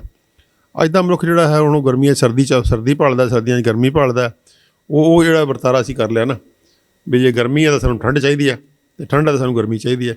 ਉਹ ਕਿਤੇ ਨਾ ਕਿਤੇ ਅਸੀਂ ਸਰੀਰਾਂ ਨੂੰ ਜਿਹੜਾ ਨਾਜ਼ੁਕ ਕਰ ਲਿਆ, ਅਤੇ ਉਹਦੇ ਨਾਲ ਦਿੱਕਤਾਂ ਆਉਂਦੀਆਂ ਨੇ। ਅਤੇ ਵਿਟਾਮਿਨ ਡੀ ਵਾਲੀ ਦਿੱਕਤ ਵੀ ਕਿਤੇ ਨਾ ਕਿਤੇ ਇੱਦਾਂ ਦੇ ਲਾਈਫ ਸਟਾਈਲ ਨਾਲ ਜੁੜੀ ਹੋਈ ਹੈ। ਸੋ ਉਹਦੇ 'ਚ ਸਾਰਿਆਂ ਨੂੰ ਬੇਨਤੀ ਹੈ ਕਿ ਵਿਟਾਮਿਨ ਡੀ ਦੀ ਕਮੀ ਤੋਂ ਬਚਣਾ ਤਾਂ ਧੁੱਪ ਤੋਂ ਗਰੇਜ਼ ਨਾ ਕਰੋ। ਕੋਈ ਗੋਰਾ ਰੰਗ ਜ਼ਰੂਰੀ ਨਹੀਂ ਬਹੁਤ ਵਧੀਆ ਹੋਵੇ, ਠੀਕ ਹੈ। ਧੁੱਪ ਜਿਹੜਾ ਰੰਗ, ਧੁੱਪੇ ਜਾਣ ਵਾਲੇ ਬੰਦੇ ਦਾ ਰੰਗ ਥੋੜ੍ਹਾ ਜਿਹਾ ਟੈਨ ਹੋ ਜਾਏਗਾ, ਬਹੁਤ ਗੋਰਾ ਨਹੀਂ ਰਹਿ ਸਕਦਾ ਉਹ, ਲੇਕਿਨ ਉਹ ਜਿਹੜਾ ਰੰਗ ਜ਼ਿਆਦਾ ਜ਼ਰੂਰੀ ਨਹੀਂ ਹੈ। ਬੰਦੇ ਦੀ ਜਿਹੜੀ ਹੈ ਉਹ ਹੈਲਥ ਜ਼ਿਆਦਾ ਜ਼ਰੂਰੀ ਹੈ। ਇਸ ਕਰਕੇ ਡੀ ਦਾ ਮੇਰਾ ਮਸਲਾ ਜਿਹੜਾ ਇੱਦਾਂ ਹੱਲ ਕੀਤਾ ਜਾ ਸਕਦਾ। ਡੀ ਦੇ ਵਿੱਚ ਅੱਗੇ ਵਧਣ ਤੋਂ ਪਹਿਲਾਂ ਥੋੜ੍ਹਾ ਜਿਹਾ ਇੱਕ ਜਿਹੜਾ ਕੰਸੈਪਟ ਮੈਂ ਡਾਕਟਰ ਖਾਦਰ ਵਲੀ ਦੀ ਇੱਕ ਬੁੱਕ ਦੇ ਵਿੱਚ ਇੱਕ ਉਹ ਪੜ੍ਹਿਆ ਸੀਗਾ, ਇੱਕ ਉਹਨਾਂ ਦਾ ਇੱਕ ਜਿਹੜਾ ਲੈਸਨ ਪੜ੍ਹਿਆ ਸੀ, ਉਹਨਾਂ ਦਾ ਇੱਕ ਟੌਪਿਕ ਪੜ੍ਹਿਆ ਸੀਗਾ। ਉਹਦੇ ਵਿੱਚ ਇਹ ਦੱਸਿਆ ਗਿਆ ਸੀ ਕਿ ਜਿਹੜੀਆਂ ਮਸ਼ਰੂਮ ਹੁੰਦੀ ਹੈ, ਜੇਕਰ ਉਸ ਨੂੰ ਅਗਰ ਸੁਕਾ ਕੇ ਕੀਤਾ ਜਾਵੇ ਉਸ ਨੂੰ ਖਾਧਾ ਜਾਵੇ ਤਾਂ ਉਹ ਜਿਹੜੀ ਉਹ ਵਿਟਾਮਿਨ ਡੀ ਦਾ ਇੱਕ ਬੜਾ ਵੱਡਾ ਸੋਰਸ ਹੈਗਾ। ਕੀ ਕਹਿਣਾ ਚਾਹੁੰਦਾ? ਬਿਲਕੁਲ, ਫੂਡਸ ਦੇ ਅੰਦਰ ਵਿਟਾਮਿਨ ਡੀ ਐਂ ਹੀ ਬਣਦਾ ਨਾ, ਜਦੋਂ ਜਿਹੜੇ ਫੂਡ 'ਚ ਤੁਸੀਂ ਆਇਲ ਸੀਡਸ ਨੇ, ਜਿਹੜਾ ਫੂਡ ਦੇ ਅੰਦਰ ਫੈਟ ਹੈ ਉਹਦੇ ਅੰਦਰ ਤਾਂ ਵਿਟਾਮਿਨ ਡੀ ਹੈਗਾ। ਇਹਦਾ ਮਤਲਬ ਕਿੱਥੋਂ ਬਣਿਆ? ਉਹ ਵੀ ਸੂਰਜ ਤੋਂ ਬਣਿਆ। ਅਤੇ ਜੇ ਤੁਸੀਂ ਡਾਕਟਰ ਖਾਦਰਵਾਲੀ ਵਾਲੀ ਜਿਹੜੀ ਉਹ ਮਸ਼ਰੂਮ ਵਾਲੀ ਗੱਲ ਕਰ ਰਹੇ, ਜਦੋਂ ਮਸ਼ਰੂਮ ਅਸੀਂ ਸੁਕਾਉਂਦੇ ਹਾਂ ਬਾਹਰ, ਜਦੋਂ ਅਸੀਂ ਉਹਨੂੰ ਕੱਟ ਕੇ ਅਤੇ ਸੁਕਾ ਲੈਂਦੇ ਹਾਂ, ਉਹ ਧੁੱਪੇ ਸੁਕਾਈ ਦੀਆਂ ਨੇ ਕਈ ਦਿਨ ਤੱਕ, ਉਹ ਜਿਹੜੀਆਂ ਮਸ਼ਰੂਮ ਨੇ ਜਦੋਂ ਅਸੀਂ ਬਾਅਦ 'ਚ ਬਣਾਵਾਂਗੇ ਸੀ ਇਹਨੂੰ, ਉਹ ਜਿੱਦਾਂ ਆਪਾਂ ਪੁਰਾਣੇ ਜ਼ਮਾਨੇ ਸ਼ਲਗਮ ਨਹੀਂ ਸੁਕਾ ਲੈਂਦੇ ਹੁੰਦੇ ਸੀ, ਗੋਭੀ ਸੁਕਾ ਲੈਂਦੇ ਸੀ, ਉਹ ਕੀ ਹੁੰਦਾ ਸੀਗਾ, ਸਬਜ਼ੀਆਂ ਸੀਜ਼ਨਲ ਹੁੰਦੀਆਂ ਨੇ, ਤਾਂ ਉਹ ਸੀਜ਼ਨਲ ਸਬਜ਼ੀ ਨੂੰ ਆਫ ਸੀਜ਼ਨ ਖਾਣ ਲਈ ਸੁਕਾ ਲਿਆ ਜਾਂਦਾ ਸੀ। ਮੈਨੂੰ ਯਾਦ ਵੀ ਹਾਰ ਜੇ ਬਣਾ ਕੇ ਨਾ ਉਹਦੇ ਅਤੇ ਉਹ ਟੰਗ ਦਿੰਦੀ ਹੁੰਦੀ ਸੀ ਬਾਹਰ, ਤਾਂ ਕਿ ਉਹ ਸੁੱਕ ਜਾਂਦੇ ਸੀਗੇ, ਅਤੇ ਸੁੱਕ ਕੇ ਫਿਰ ਉਹਨੂੰ ਡੱਬਿਆਂ 'ਚ ਪਾ ਕੇ ਰੱਖ ਲੈਂਦੇ ਸੀ। ਅਤੇ ਜਦੋਂ ਬੇਮੌਸਮਾ ਜਦੋਂ ਉਹਨੂੰ ਬਣਾਉਂਦਾ ਸੀ, ਭਿਓਏ ਥੋੜ੍ਹਾ ਜਿਹਾ ਗਰਮ ਪਾਣੀ 'ਚ ਭਿਓਏ, ਅਤੇ ਫਿਰ ਉਹ ਸਬਜ਼ੀ ਬਣ ਜਾਂਦੀ ਸੀ ਔਰ ਸਵਾਦ ਬਣਦੀ ਸੀ ਪੂਰੀ। ਇੱਦਾਂ ਹੀ ਮਸ਼ਰੂਮ ਦੀ ਬਣ ਸਕਦੀ ਹੈ। ਮਸ਼ਰੂਮ ਦਾ ਅਗਰ ਸੀਜ਼ਨ ਨਹੀਂ ਹੈਗਾ, ਮਸ਼ਰੂਮ ਦੇ ਸੀਜ਼ਨ ਦੇ ਵਿੱਚ ਤੁਸੀਂ ਮਸ਼ਰੂਮ ਕਾਫੀ ਸਾਰੀ ਲੈ ਕੇ ਉਹਨੂੰ ਸੁਕਾ ਸਕਦੇ ਹੋ, ਅਤੇ ਉਹ ਜਦੋਂ ਸੁਕਾ ਲਾਂਗੇ ਜਿਹੜੀ ਉਹ ਮਸ਼ਰੂਮ ਖਾਵਾਂਗੇ, ਜੋ ਉਹਦੇ 'ਚ ਵਿਟਾਮਿਨ ਡੀ ਕਾਫੀ ਭਰਪੂਰ ਮਾਤਰਾ 'ਚ ਹੁੰਦਾ। ਤਾਂ ਉਹਦੇ 'ਚ ਬਾਕੀ ਤੇਲ ਨੇ, ਜੇ ਗੁੱਡ ਆਇਲ ਦਾ ਖਾਣਾ, ਗੁੱਡ ਆਇਲ ਦੇ ਅੰਦਰ ਸਾਰੇ ਜਿਹੜੇ ਵਿਟਾਮਿਨ ਨੇ, ਜਿਹੜੇ ਫੈਟ ਸੋਲੂਬਲ ਵਿਟਾਮਿਨ ਨੇ, ਇਹ ਭਰਪੂਰ ਮਾਤਰਾ 'ਚ ਹੁੰਦੇ ਆ। ਉਹ ਏ ਡੀ ਈ ਕੇ ਵਗੈਰਾ ਜਿਹੜੇ ਨੇ ਇਹ ਆਇਲ 'ਚ ਹੁੰਦੇ ਆ, ਅਤੇ ਆਇਲ 'ਚ ਖਾਣੇ ਬਹੁਤ ਜ਼ਰੂਰੀ ਨੇ। ਜਿਹੜੇ ਸਾਡੇ ਮੈਡੀਕਲ ਪ੍ਰੋਫੈਸ਼ਨ ਦੇ ਅੰਦਰ ਜਿਹੜੀ ਪਿਛਲੇ ਕੋਈ 30-40 ਸਾਲ ਤੋਂ ਇਹ ਇੱਕ ਐਂਟੀ ਫੈਟ ਸੈਂਟੀਮੈਂਟ ਆਇਆ, ਇਹ ਬਹੁਤ ਇਹਨੇ ਨੁਕਸਾਨ ਕੀਤਾ। ਅਤੇ ਕੋਈ ਸਾਨੂੰ ਐਂਟੀ ਫੈਟ ਹੋਣ ਦੀ ਲੋੜ ਨਹੀਂ, ਸਾਨੂੰ ਸਿਰਫ ਇਹ ਜਾਣਨ ਦੀ ਲੋੜ ਹੈ ਕਿ ਗੁੱਡ ਫੈਟਸ ਕਿਹੜੇ ਕਿਹੜੇ ਨੇ ਅਤੇ ਬੈਡ ਫੈਟਸ ਕਿਹੜੇ ਕਿਹੜੇ ਨੇ।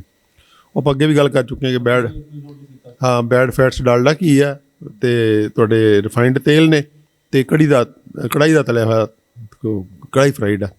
ਇਹ 3 ਤੇਲਾਂ ਨੂੰ ਛੱਡ ਕੇ ਬਾਕੀ ਆਪਾਂ ਤੇਲ ਜਿਹੜੇ ਨੇ ਉਹ ਜਿੰਨਾ ਹੋ ਸਕੇ ਕੱਚੇ ਖਾਣੇ, ਅਤੇ ਸਿੰਗਲ ਹੀਟਿੰਗ ਵਾਲੇ, ਜਿਵੇਂ ਤਵੇ ਦੇ ਉੱਪਰ ਆਪਾਂ ਲਾ ਲੈਂਦੇ ਹਾਂ ਪਰਾਂਠੇ ਦੇ ਉੱਪਰ ਜਾਂ ਮਿੱਸੀ ਰੋਟੀ ਦੇ ਉੱਪਰ, ਜਾਂ ਤੜਕਾ ਆਪਾਂ ਸਲੋ ਅੱਗ 'ਤੇ ਲਾਉਂਦੇ ਹਾਂ, ਉਹ ਉੱਥੋਂ ਤੱਕ ਜਿਹੜਾ ਹੀਟਿੰਗ ਠੀਕ ਹੈ। ਲੇਕਿਨ ਤੇਲਾਂ ਦਾ ਕਾਫੀ ਹਿੱਸਾ ਕੱਚੇ ਖਾਣਾ ਚਾਹੀਦਾ, ਉੱਪਰੋਂ ਪਾ ਕੇ ਜਾਂ ਪੀ ਲਓ ਜਾਂ ਉੱਤੋਂ ਪਾ ਕੇ ਖਾ ਲਓ। ਤਾਂ ਉਹ ਤੇਲ ਖਾਣੇ ਜਿਹੜੇ ਨੇ ਬਹੁਤ ਜ਼ਰੂਰੀ ਹੈ। ਤਾਂ ਤੇਲ ਖਾਵਾਂਗੇ ਤਾਂ ਫੈਟ ਸੋਲੂਬਲ ਵਿਟਾਮਿਨਸ ਆਟੋਮੈਟਿਕਲੀ ਨਾਲ ਆ ਜਾਣਗੇ ਉਹਦੇ। ਸੋ ਇਸ ਕਰਕੇ ਫੈਟ ਸੋਲੂਬਲ ਦਾ ਮਸਲਾ ਜਿਹੜਾ ਉਹ ਐਡਾ ਗੰਭੀਰ ਨਹੀਂ ਹੈ ਜੇ ਅਸੀਂ ਤੇਲ ਖਾ ਰਹੇ ਹਾਂ। ਔਰ ਵੈਜੀਟੇਬਲ ਆਇਲ ਸਸਤੇ ਹੁੰਦੇ ਆ, ਰॉ ਹੀ ਖਾਣੇ ਆ, ਕੱਚੀ ਖਾਣੀ ਦੇ ਕੋਈ ਰॉ ਸਸਤੇ ਵੀ ਨੇ ਅਤੇ ਨਿਊਟ੍ਰੀਸ਼ਨਲੀ ਵਧੀਆ ਨੇ। ਬਸ ਇੱਕੋ ਹੀ ਪ੍ਰੋਬਲਮ ਹੁੰਦੀ ਹੈ ਇਹਨਾਂ ਦੇ ਰॉ ਵੈਜੀਟੇਬਲ ਆਇਲ ਜਿਹੜੇ ਹੁੰਦੇ ਨੇ, ਇਹਨਾਂ ਨੂੰ ਫਰੈਸ਼ ਕਢਾਉਣਾ ਹੁੰਦਾ। ਇਹਦਾ ਮਤਲਬ ਤੁਸੀਂ ਬੀਜ ਆਪਣੇ ਕੋਲ ਰੱਖੋ ਲੈ ਕੇ, ਜੇ ਸਟੋਰ ਕਰਨਾ ਤੇਲ ਨਾ ਕਰੋ, ਬੀਜ ਸਟੋਰ ਕਰ ਲਓ ਅਤੇ ਤਾਜ਼ੇ ਕਢਵਾਓ ਉਹਨਾਂ ਨੂੰ। ਜੇ ਵੱਧ ਤੋਂ ਵੱਧ ਮਹੀਨੇ ਦੇ ਵਿੱਚ ਉਹਨਾਂ ਕਢਾਓ ਜਿਹੜਾ ਮਹੀਨੇ ਦੇ ਵਿੱਚ ਤੁਸੀਂ ਕੰਜ਼ਿਊਮ ਕਰ ਲੈਣੇ ਆ। ਅਤੇ ਫਿਰ ਉਹਨੂੰ ਜਦੋਂ ਰੱਖਣਾ ਹੈ ਤੇਲਾਂ ਨੂੰ, ਤਾਂ ਉਹ ਜਿਹੜੀ ਡਾਰਕ ਕਲਰਡ ਬੋਟਲ ਦੇ ਅੰਦਰ ਡਾਰਕ ਕਲਰਡ ਸ਼ੀਸ਼ੇ ਦੀਆਂ ਬੋਤਲਾਂ 'ਚ, ਬਰਾਊਨ ਅਤੇ ਬੋਤਲਾਂ ਮਿਲ ਜਾਂਦੀਆਂ ਨੇ ਮਾਰਕੀਟ 'ਚ, ਬਰਾਊਨ ਬੋਟਲ ਲੈ ਕੇ ਉਹਦੇ 'ਚ ਪਾ ਕੇ ਅਗਰ ਤੇਲ ਰੱਖਾਂਗੇ ਅਸੀਂ ਤਾਂ ਉਹਦੀ ਸ਼ੈਲਫ ਲਾਈਫ ਹੋਰ ਵੱਧ ਜਾਏਗੀ। ਦੂਜੇ ਵਿਟਾਮਿਨ ਜਿਹੜੀ ਆਪਾਂ ਗੱਲ ਕਰ ਰਹੇ ਸੀ ਕੋਈ ਕਮੀ ਨਹੀਂ ਹੁੰਦੀ, ਉਹ ਹੈਗਾ B12। ਉਹ ਫੈਟ ਸੋਲੂਬਲ ਵਿਟਾਮਿਨ ਹੈ, ਲੇਕਿਨ ਉਹਨੂੰ ਕੌਣ ਬਣਾਉਂਦਾ? ਉਹਨੂੰ ਸਾਡਾ ਗੱਟ ਬੈਕਟੀਰੀਆ ਬਣਾਉਂਦੇ ਆ। ਉਹ ਭੋਜਨ 'ਚ ਬਹੁਤ ਜ਼ਿਆਦਾ ਮਾਤਰਾ 'ਚ ਨਹੀਂ ਹੁੰਦਾ ਹੈ, ਐਸੀ ਗੱਲ ਨਹੀਂ ਹੁੰਦਾ, ਲੇਕਿਨ ਭੋਜਨ ਦੀ ਮਾਤਰਾ ਥੋੜ੍ਹੀ ਹੁੰਦੀ ਹੈ। ਸਾਡਾ ਜਿਹੜਾ ਗੱਟ ਬੈਕਟੀਰੀਆ ਨੇ ਉਹਨਾਂ ਨੇ ਸਿੱਖ ਲਿਆ ਹੋਇਆ ਉਹਨੂੰ ਬਣਾਉਣਾ। ਉਹ ਜਿਹੜੇ ਸਾਡੇ ਦੋਸਤ ਨੇ ਸਾਡੇ ਅੰਦਰ ਉਹ ਬਣਾਉਂਦੇ ਆ, ਉਹ ਵੱਡੀ ਆਂਤ 'ਚ ਬੈਠੇ ਹੁੰਦੇ ਆ। ਹੁਣ ਪਹਿਲਾਂ ਇੱਕ ਮੈਡੀਕਲ ਪ੍ਰੋਫੈਸ਼ਨ ਦੇ ਅੰਦਰ ਇੱਕ ਮਿੱਥ ਆਇਆ ਕਿ ਜੀ ਕਿਉਂਕਿ ਵੱਡੀ ਆਂਤ 'ਚੋਂ ਤਾਂ ਫਿਰ B12 ਅਬਜ਼ੌਰਬ ਨਹੀਂ ਹੋਣਾ, ਫਿਰ ਇਸ ਕਰਕੇ ਤੁਹਾਨੂੰ ਨਕਲੀ ਦੇਣਾ ਪਏਗਾ, ਇਹ ਜੀ ਉਹ ਜੀ। ਉਹ ਕਨਸੈਪਟ ਕਿਤੇ ਨਾ ਕਿਤੇ ਕੁਐਸਚਨ ਹੋ ਗਿਆ। ਉਹ ਹੁਣ ਗੱਲ ਨਿਕਲ ਕੇ ਸਾਹਮਣੇ ਆਈ ਕਿ B12 ਉਹਨਾਂ ਲੋਕਾਂ 'ਚ ਹੀ ਘਾਟ ਹੁੰਦੀ ਹੈ ਜਿਨ੍ਹਾਂ ਲੋਕਾਂ ਦਾ ਗੱਟ ਫਲੋਰਾ ਕਮਜ਼ੋਰ ਹੁੰਦਾ, ਜਾਂ ਜਿਨ੍ਹਾਂ ਲੋਕਾਂ ਨੂੰ ਬਹੁਤ ਜ਼ਿਆਦਾ ਕਬਜ਼ੀ ਹੈ ਅਤੇ ਉਹਨਾਂ ਦੇ ਅੰਦਰ ਜਿਹੜੀ ਉਹ ਮਲ ਜਿਹੜਾ ਉਹਨਾਂ ਦੀ ਅੰਤੜੀਆਂ ਦੇ ਅੰਦਰ ਜੰਮਿਆ ਹੋਇਆ, ਉਹ ਰਾਦਰ ਜ਼ਿਆਦਾ ਕਾਰਨ ਬਣਦਾ B12 ਦੀ ਡੈਫੀਸ਼ੀਐਂਸੀ ਹੋਣ ਦਾ। ਸੋ ਜੇ ਤੁਹਾਡਾ ਗੱਟ ਫਲੋਰਾ ਠੀਕ ਹੈ, ਗੱਟ ਫਲੋਰਾ ਠੀਕ ਰੱਖਣ ਵਾਸਤੇ ਆਪਾਂ ਪਹਿਲਾਂ ਵੀ ਗੱਲ ਕਰ ਚੁੱਕੇ ਕਿ ਪ੍ਰੀਬਾਇਓਟਿਕ ਅਤੇ ਪ੍ਰੋਬਾਇਓਟਿਕ। ਪ੍ਰੀਬਾਇਓਟਿਕ ਉਹ ਫੂਡ ਹੈ ਜਿਹੜਾ ਕਿ ਸਾਡੇ ਗੱਟ ਬੈਕਟੀਰੀਆ ਦਾ ਫੇਵਰੇਟ ਫੂਡ ਹੈ, ਉਹ ਫਾਈਬਰ ਫੂਡ ਹੈ। ਫਾਈਬਰ ਫੂਡ ਜਾਣੀ ਕਿ ਸਬਜ਼ੀਆਂ, ਫਲ ਜਿਹੜੇ, ਅਤੇ ਜੇ ਉਹ ਅਨਾਜ ਜਿਹਨਾਂ 'ਚ ਫਾਈਬਰ ਬਹੁਤ ਜ਼ਿਆਦਾ, ਜਿੱਦਾਂ ਮਿਲਟਸ ਆਪਾਂ ਕਹਿ ਰਹੇ ਹਾਂ, ਮਿਲਟਸ ਨੇ। ਤਾਂ ਹਾਈ ਫਾਈਬਰ ਫੂਡ ਜਿਹੜਾ ਔਰ ਹੈਲਦੀ ਫੂਡ ਜਿਹੜਾ ਔਰ ਰਾ ਫੂਡ ਜਿਹੜਾ, ਇਹ ਸਾਡੇ ਬੈਕਟੀਰੀਆ ਦਾ ਬਹੁਤ ਫੇਵਰੇਟ ਫੂਡ ਹੈ। ਜੇ ਅਸੀਂ ਉਹ ਖਾਵਾਂਗੇ ਤਾਂ ਸਾਡੇ ਗੱਟ ਬੈਕਟੀਰੀਆ ਬਹੁਤ ਹੈਲਦੀ ਰਹਿਣਗੇ ਅਤੇ ਉਹ B12 ਬਣਾ ਲੈਂਦੇ ਆ। ਅਤੇ ਜੇ ਤੁਹਾਨੂੰ ਕਬਜ਼ੀ ਨਹੀਂ ਹੈਗੀ ਤਾਂ ਕਬਜ਼ੀ ਨਹੀਂ ਹੋਣ ਦੇਣੀ। ਕਬਜ਼ੇ ਇਹੋ ਜਿਹੀ ਚੀਜ਼ ਹੈ, ਕਬਜ਼ੀ 'ਚ ਕੀ ਹੁੰਦਾ ਕਿ ਅੰਤੜੀਆਂ ਦੀ ਇਨਰ ਲਾਈਨਿੰਗ ਦੇ ਅੰਦਰ ਇੱਕ ਸੀਮੈਂਟ ਲਾਈਕ ਲੇਅਰ ਬਣ ਜਾਂਦੀ ਹੌਲੀ ਹੌਲੀ। ਤੁਹਾਡਾ ਮਲ ਕਦੀ ਵੀ ਰੁਕਣਾ ਨਹੀਂ ਚਾਹੀਦਾ। ਅਸੀਂ ਇੱਕ ਪੁਰਾਣੇ ਜ਼ਮਾਨੇ ਤੋਂ ਕਰਦੇ ਕਿਉਂਕਿ ਪੁਰਾਣੇ ਜ਼ਮਾਨੇ 'ਚ ਬਾਹਰ ਜਾਣਾ ਪੈਂਦਾ ਸੀ ਖੇਤਾਂ 'ਚ, ਤਾਂ ਸਾਡੇ ਸੱਭਿਆਚਾਰ 'ਚ ਇੱਕ ਵਾਰੀ ਲੈਟਰਿਨ ਜਾਣ ਦਾ ਸਾਡੀ ਬਾਡੀ ਟ੍ਰੇਨਡ ਹੋ ਗਈ ਵੀ ਸਵੇਰੇ ਜਾਓ, ਉਸ ਤੋਂ ਬਾਅਦ ਸਾਰਾ ਦਿਨ ਬਾਡੀ ਰੋਕ ਕੇ ਰੱਖਦੀ ਸੀਗੀ। ਹੁਣ ਬਾਰ-ਬਾਰ ਜਾਣਾ ਔਖਾ ਲੱਗਦਾ ਸੀਗਾ। ਤੁਹਾਨੂੰ ਯਾਦ ਹੋਣਾ ਪਿੰਡਾਂ ਦੇ ਅੰਦਰ ਔਰਤਾਂ ਜਾਂਦੀਆਂ ਹੁੰਦੀਆਂ ਸੀਗੀਆਂ ਰਾਤ ਨੂੰ, ਕਿਉਂਕਿ ਹਨੇਰੇ ਉਹ ਸ਼ਰਮ ਦੀਆਂ ਮਾਰੀਆਂ, ਅਤੇ ਮਰਦ ਜਿਹੜੇ ਸੀ ਸਵੇਰੇ, ਔਰਤਾਂ ਸਵੇਰੇ ਨਹੀਂ ਜਾਂਦੀਆਂ, ਉਹਨਾਂ ਨੇ ਆਦਤ ਹੀ ਇੱਦਾਂ ਪਾਲੀ ਹੋਈ ਸੀ। ਹਾਲਾਂਕਿ ਹੁਣ ਇਸ ਗੱਲ ਦੀ ਕੋਈ ਲੋੜ ਨਹੀਂ, ਕਿਉਂਕਿ ਘਰ ਘਰ ਲੈਟਰਨ ਹੈ। ਤਾਂ ਹੁਣ ਮੇਰੇ ਖਿਆਲ ਜੇ 2 ਵਾਰੀ 3 ਵਾਰੀ ਤੱਕ ਵੀ ਲੈਟਰਨ ਜਾਂਦੇ ਹੋ ਤੁਸੀਂ, ਤਾਂ ਉਹ ਨੈਚੁਰਲ ਹੈ, ਜਦ ਪ੍ਰੋਵਾਈਡਡ ਤੁਹਾਡੀ ਲੈਟਰਨ ਠੀਕ ਹੋਣੀ ਚਾਹੀਦੀ ਹੈ, ਉਹ ਅਣਪਚ ਨਾ ਹੋਵੇ। ਤਾਂ 2-3 ਵਾਰੀ ਦਿਨ 'ਚ ਬਾਲ ਮੂਵਮੈਂਟ ਹੋਣੀ ਚਾਹੀਦੀ ਹੈ, ਔਰ ਉਹ ਜੇ ਅਗਰ ਬਾਲ ਮੂਵਮੈਂਟ 2-3 ਵਾਰੀ ਹੋ ਜਾਂਦੀ ਹੈ ਤਾਂ ਤੁਹਾਨੂੰ ਕੋਈ ਦਿੱਕਤ ਨਹੀਂ ਹੈ। ਲੇਕਿਨ ਜੇ ਅਗਰ ਬਾਲ ਮੂਵਮੈਂਟ ਤੁਹਾਡੀ ਘੱਟ ਹੈ ਤਾਂ ਤੁਹਾਡੀ ਅੰਤੜੀਆਂ ਦੇ ਅੰਦਰ ਕੀ ਗੱਲ ਚਿਪਕਣ ਲੱਗ ਜਾਂਦੀ ਹੈ ਲੈਟ, ਪਰਟੀਕੁਲਰਲੀ ਅੱਜ ਕੱਲ੍ਹ ਜਿੱਦਾਂ ਦੇ ਫੂਡਸ ਹੈਗੇ ਆ ਬੜੇ ਚਿਪਕੂ ਨੇ, ਤਾਂ ਤੁਹਾਡੀ ਅੰਤੜੀਆਂ ਦੇ ਅੰਦਰ ਇੱਕ ਸੀਮੈਂਟ ਲਾਈਕ ਲੇਅਰ ਬਣ ਜਾਂਦੀ ਹੈ, ਜਿਹੜੀ ਕਿ ਤੁਹਾਡੇ ਗੱਟ ਤੁਹਾਡੀ ਦੋਸਤ ਬੈਕਟੀਰੀਆ ਨੂੰ ਵੀ ਡਿਸਟਰਬ ਕਰਦੀ ਹੈ, ਕਿਉਂਕਿ ਉਹੀ ਉਹਨਾਂ ਦਾ ਘਰ ਹੈ। ਜਿਹੜੀ ਵੱਡੀ ਆਂਤ ਹੈ ਉਹ ਉਹਨਾਂ ਦਾ ਸਭ ਤੋਂ ਵੱਡਾ ਘਰ ਹੈ, ਉੱਥੇ ਉਹਨਾਂ ਦੀ ਲੋੜ ਹੁੰਦੀ ਹੈ, ਲੋੜ ਵੀ ਉੱਥੇ ਹੁੰਦੀ ਹੈ, ਕਿਉਂਕਿ ਉੱਥੇ ਉਹਨਾਂ ਨੇ ਜਾ ਕੇ ਸਾਰਾ ਕੰਮ ਕਰਨਾ। ਤਾਂ ਉਹ ਜੇ ਉਹ ਮੰਨ ਲਓ ਉੱਥੇ ਉਹਨਾਂ ਦੇ ਲੇਅਰ ਬਣ ਗਈ ਸੀਮੈਂਟ ਲਾਈਕ, ਤਾਂ ਫਿਰ ਉੱਥੇ ਨਾਲੇ ਤਾਂ ਘਰ ਡਿਸਟਰਬ ਹੋਇਆ, ਨਾਲੇ ਜੋ ਕੁਛ ਉਹਨਾਂ ਨੇ ਬਣਾਉਣਾ ਉੱਥੇ ਉਹ ਫਿਰ ਖੂਨ 'ਚ ਕਿਵੇਂ ਜਾਏਗਾ। ਤਾਂ ਇਸ ਕਰਕੇ ਕਬਜ਼ ਨਹੀਂ ਹੋਣ ਦੇਣੀ। ਕਬਜ਼ ਜਿਹੜੀ ਆ ਉਹ ਜਿਹੜਾ ਸਾਡਾ ਆਯੁਰਵੇਦ ਦੇ ਅੰਦਰ ਜਿਹੜਾ ਸਾਡਾ ਕਨਸੈਪਟ, ਹਾਲਾਂਕਿ ਐਲੋਪੈਥੀ ਵਾਲੇ ਇਸ ਗੱਲ ਨੂੰ ਨਹੀਂ ਮੰਨਦੇ, ਅੰਗਰੇਜ਼ ਤਾਂ ਕਹਿੰਦੇ ਵੀ ਹਫ਼ਤੇ 'ਚ 1 ਵਾਰੀ ਵੀ ਜਾਓ ਬਹੁਤ ਹੈ, ਠੀਕ ਹੈ ਨਾ। ਉਹ ਰੋਜ਼ ਜਾਣਾ ਨੂੰ ਪਸੰਦ ਹੀ ਨਹੀਂ ਕਰਦੇ, ਕਿਉਂਕਿ ਉਹਨਾਂ ਦੀ ਡਾਈਟ ਇੱਦਾਂ ਦੀ ਹੈ ਕਿ ਉਹਨਾਂ ਨੂੰ ਕੌਂਸਟੀਪੇਸ਼ਨ ਹੁੰਦੀ ਵੀ ਸਾਰਿਆਂ ਨੂੰ।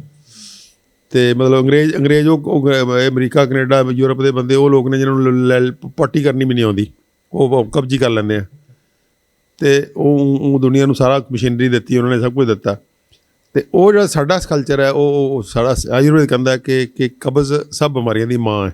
ਬਿਲਕੁਲ ਰਾਈਟਲੀ ਸੋ, ਕਿਉਂਕਿ ਕਬਜ਼ ਇੱਕ ਇਹੋ ਜਿਹੀ ਚੀਜ਼ ਹੈ ਜਿਹੜੀ ਕਿ ਖਾਣੇ ਨਾਲ ਜੁੜੀ ਹੋਈ ਹੈ, ਤੁਹਾਡੀਆਂ ਹੈਬਿਟਸ ਨਾਲ ਜੁੜੀ ਹੋਈ ਹੈ। ਜੇ ਤੁਸੀਂ ਉਹ ਨਹੀਂ ਠੀਕ ਕਰਦੇ ਤਾਂ ਤੁਹਾਡੇ ਖਾਣੇ 'ਚ ਜਿਹੜੇ ਪ੍ਰੋਪਰ ਨਿਊਟਰੀਐਂਟਸ ਨੇ ਉਹ ਤੁਹਾਡੇ ਅੰਦਰ ਨਹੀਂ ਜਾਂਦੇ, ਅਤੇ ਤੁਹਾਡਾ ਗੱਟ ਫਲੋਰਾ ਵੀਕ ਹੋ ਜਾਂਦਾ।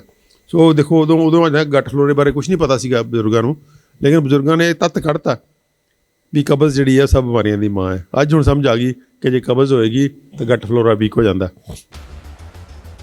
मैं दर्शकों को बताना चाहूँगा डॉक्टर अमर सिंह आज़ाद जो MBBS MD हैं, मैं आचार्य मनीष, हमारे साथ डॉक्टर अवधेश पांडे वो भी MBBS MD हैं, डॉक्टर विश्वरूप राय चौधरी, डॉक्टर खादर वली और हमारे पास 250 डॉक्टर्स की टीम, हमारी पूरी टीम ने मिल के पूरे भारत से शुगर को, BP को, जो गोलियां खिलाकर कंट्रोल करने का जो साइंस चल रही है जिसको मेडिकल माफिया बोलते हैं, जो ये बोलता है कि गोली खा के कंट्रोल होती है, हम बिना दवाइयां शुगर को भी BP को भी रिवर्स करना सिखा रहे हैं। तो आप हिम्स हॉस्पिटल चंडीगढ़ में संपर्क करो। ये यहाँ पे ये hymns hospital and institute of integrated medical sciences जो कि डेराबस्सी चंडीगढ़ में है। तो जब आप यहाँ पे आ रहे हैं तो क्या आपकी एक्सपेक्टेशन होनी चाहिए, वो एक्सपेक्टेशन हमारे थेरेपी से मैच हो रही कि नहीं, ये आपके लिए जानना ज़रूरी है before you start thinking about coming here. यहाँ आने से पहले कुछ बातें आपके दिमाग में क्लियर होनी चाहिए। तो उनमें एक काम हमारा होता है कि ड्रग्स, दवाइयाँ जो नशीली दवाइयाँ मिलती हैं, दी जाती हैं, जो एक वजह होती है पेशेंट की किडनी के ख़राब होने का, तो उन ड्रग्स को हम ड्रास्टिकली टेपर डाउन करते हैं, ड्रास्टिक टेपर डाउन। तो पहले तो मेंटल सेटअप ये करके आना है कि यहाँ आएंगे तो दवाइयाँ ड्रास्टिक टेपर डाउन हो सकती हैं। अगर आप उसके लिए तैयार हैं तो यहाँ पे आइए। इनका डायलिसिस पे है तो डायलिसिस का नेचुरल डायलिसिस पे आ जाएगा। हम तो बड़े सिंपली पेशेंट को ये समझाते हैं कि दुनिया में कोई भी बीमारी ज़ुबान पे लगाम नहीं है इसलिए आई है। अगर ज़ुबान पे लगाम खाने के लिए है तो डॉक्टर से वास्ता नहीं पड़ेगा। दूसरा, जो हमारे कैंसर के पेशेंट्स हैं, कैंसर के पेशेंट्स ये पहले ही जैसे डायग्नोसिस होता है उम्मीद छोड़ देते हैं कि अब तो टिकट कट गया, अब तो जाने की तैयारी हो गई, और साइकोलॉजिकली बहुत लो हो जाते हैं। तो छोटी छोटी चीज़ें भी उनके लिए बड़ा घातक हो जाती हैं। हम सबसे पहले उनको ये समझाते हैं कि ये जो कैंसर है ये आपका अपना सेल है जो इस स्थिति में आया है।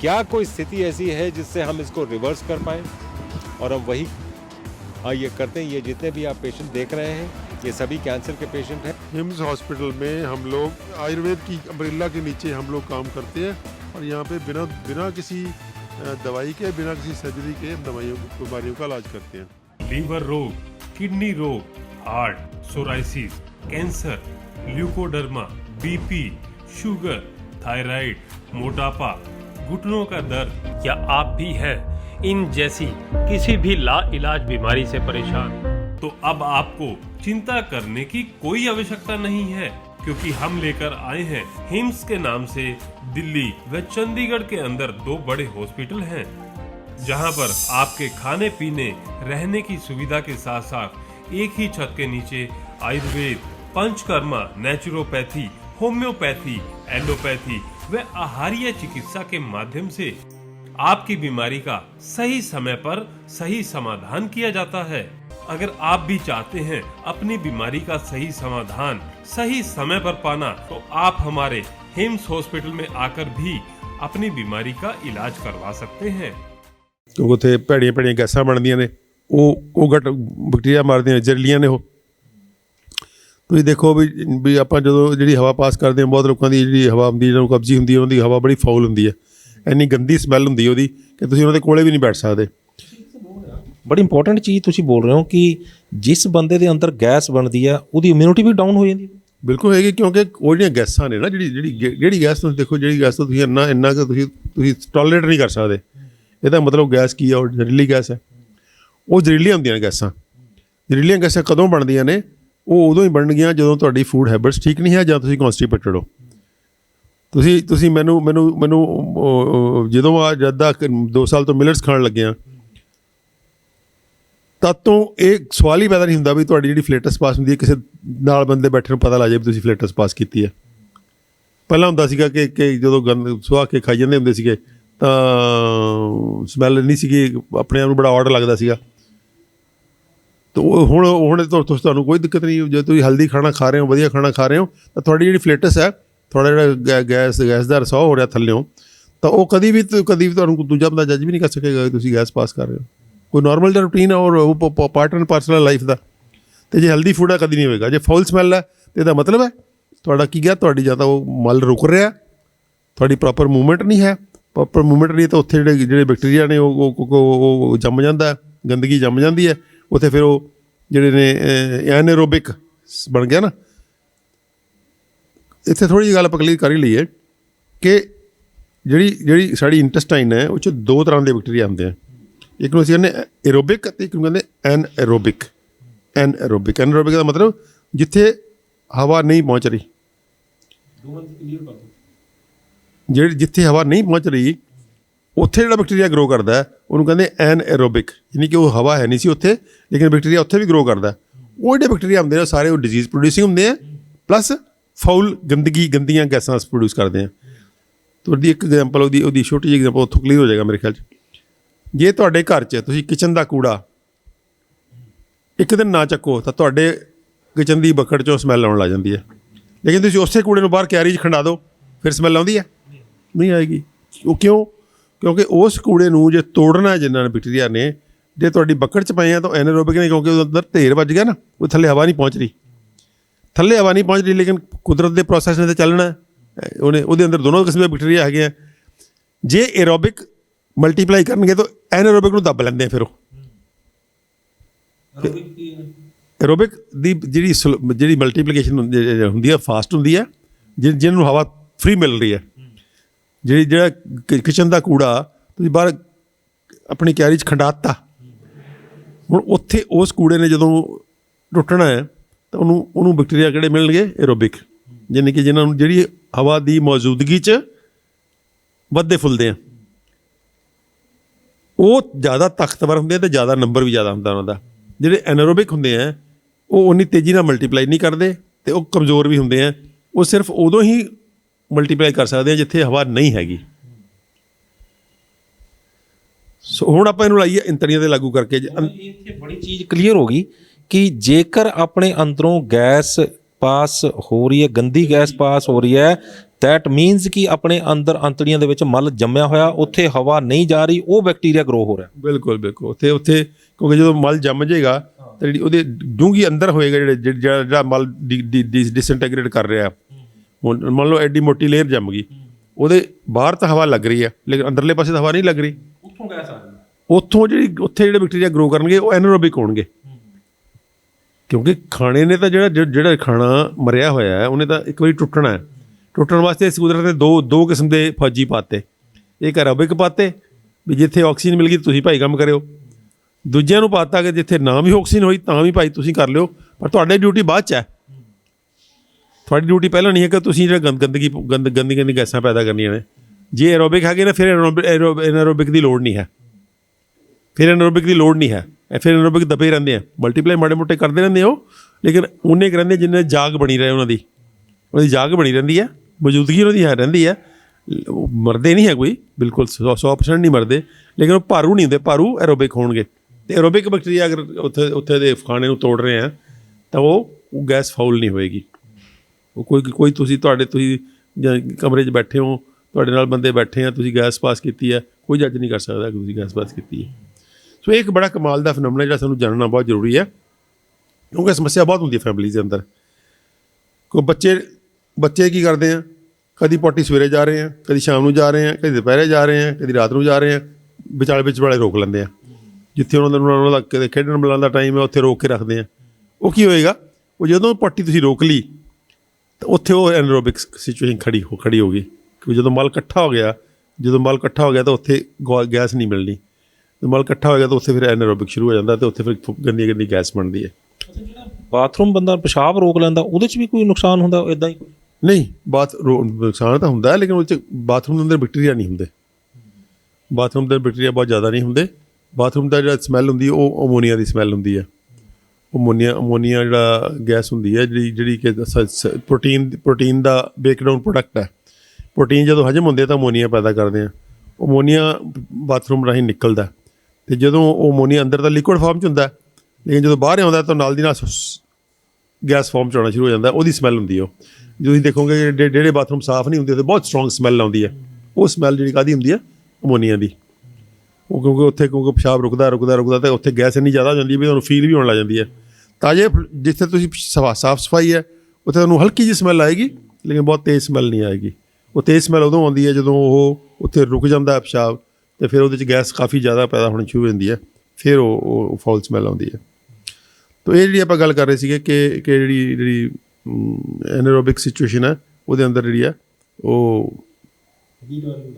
B12 ਦੀ, ਹਾਂ B12 ਜਿਹੜਾ ਉਹ ਬਣਨਾ ਜਿਹੜਾ ਉਹ ਬਣਾਉਣਾ ਗਟ ਫਲੋਰਾ ਨੇ। ਅਤੇ ਉਹ ਜਿਹੜਾ ਗਟ ਫਲੋਰਾ ਕਮਜ਼ੋਰ ਕਿਉਂ ਹੋਏਗਾ, ਕਮਜ਼ੋਰ ਹੋਣ ਵਾਲੀ ਗੱਲ ਆਪਾਂ ਕਰ ਰਹੇ ਸੀਗੇ। ਕਮਜ਼ੋਰ ਕਿਉਂ ਹੁੰਦਾ, ਕਿਉਂਕਿ ਜੇ ਮਲ ਖੜ੍ਹ ਰਿਹਾ ਤਾਂ ਉੱਥੇ ਜਿਹੜੀਆਂ ਗੈਸਾਂ ਬਣਨੀਆਂ ਨੇ, ਜਿਹੜੀਆਂ ਜਦੋਂ ਐਨਰੋਬਿਕ ਬੈਕਟੀਰੀਆ ਨੇ ਉਹ ਤੋੜਨਾ ਉਹਨੂੰ, ਉਸ ਫੂਡ ਨੂੰ, ਉਹ ਜਿਹੜੀਆਂ ਗੈਸਾਂ ਬਣਨਗੀਆਂ ਉਹ ਬਹੁਤ ਜ਼ਹਿਰੀਲੀਆਂ ਹੁੰਦੀਆਂ ਨੇ। ਹਾਈਡਰੋਜਨ ਸਲਫਾਈਡ ਨਾਂ ਦੀ ਗੈਸ ਹੁੰਦੀ ਹੈ, ਜਿਹਦੀ ਕਲਾਸੀਕਲ ਇੱਕ ਸਮੈਲ ਹੁੰਦੀ ਹੈ ਜਿਹੜੀ ਫਲੇਟਸ ਦੀ ਗੰਦੀ ਜੀ। ਉਹ ਕਿਹੜੀ ਗੈਸ ਹੁੰਦੀ ਹੈ, ਹਾਈਡਰੋਜਨ ਸਲਫਾਈਡ ਦੀ। ਜਿਹਨਾਂ ਲੋਕਾਂ ਨੇ ਕੈਮਿਸਟਰੀ ਦੀ ਲੈਬ 'ਚ ਕੰਮ ਕੀਤਾ ਹੋਇਆ, ਉਹ ਹਾਈਡਰੋਜਨ ਸਲਫਾਈਡ ਨਾਲ ਬਹੁਤ ਸਾਰਾ ਕੈਮਿਸਟਰੀ ਦਾ ਲੈਬ ਦਾ ਕੰਮ ਹੁੰਦਾ। ਉਹਨੂੰ ਪਤਾ ਵੀ ਜਿਹੜੀ ਫਲੇਟਸ ਦੀ ਸਮੈਲ ਹੁੰਦੀ ਹੈ ਅਤੇ ਹਾਈਡਰੋਜਨ ਸਲਫਾਈਡ ਦੀ ਸਮੈਲ ਹੁੰਦੀ ਸੇਮ ਹੁੰਦੀ ਹੈ। ਤਾਂ ਉਹ ਜਿਹੜੀ ਹਾਈਡਰੋਜਨ ਸਲਫਾਈਡ ਬੜੀ ਜਿਹੜੀ ਟੌਕਸਿਕ ਗੈਸ ਹੁੰਦੀ ਹੈ, ਉਹ ਫਿਰ ਗਟ ਫਲੋਰਾ ਨੂੰ ਮਾਰ ਦਿੰਦੀ ਹੈ। ਅਤੇ ਉਹਦੇ ਇਹੋ ਜਿਹੇ ਹਾਲਾਤਾਂ ਦੇ ਅੰਦਰ ਫਿਰ B12 ਦੀ ਡੈਫੀਸ਼ੀਐਂਸੀ ਹੋਏਗੀ।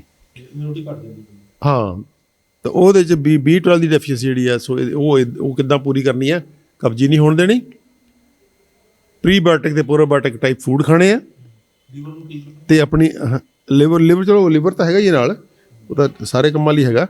ਲੇਕਿਨ ਇੱਥੇ ਜਿਹੜੀ ਗੱਲ ਹੈ, ਮੇਨ ਗੱਲ ਕਿ ਜਿਹੜੀ B12 ਜਿਹੜੀ ਗਟ ਫਲੋਰਾ ਹੈ ਉਹਦੀ ਸਿਹਤ ਠੀਕ ਰੱਖਣ ਵਾਸਤੇ ਹੈਲਦੀ ਖਾਣਾ ਅਤੇ ਕੌਨਸਟੀਪੇਸ਼ਨ ਨਾ ਹੋਣਾ ਇਹ ਵੀ ਬੇਹੱਦ ਜ਼ਰੂਰੀ ਹੈ। ਜਿਹੜਾ ਬੰਦਾ ਹੈਲਦੀ ਖਾਣਾ ਖਾ ਰਿਹਾ, ਉਹਦੇ ਪ੍ਰੀਬਾਇਓਟਿਕ ਟਾਈਪ ਫੂਡ ਖਾ ਰਿਹਾ, ਪ੍ਰੋਬਾਇਓਟਿਕ ਉਹਦੇ ਸਟਰੋਂਗ ਨੇ, ਜਾਂ ਪ੍ਰੋਬਾਇਓਟਿਕ ਟਾਈਪ ਜਿਵੇਂ ਫਰਮੈਂਟਡ ਮਿਲਟਸ ਖਵਾਉਂਦੇ ਆਪਾਂ, ਜਾਂ ਦਹੀਂ ਆ, ਜਿਹੜੀ ਕਰਡ ਹੈ ਇਹ ਪ੍ਰੋਬਾਇਓਟਿਕ ਹੈ।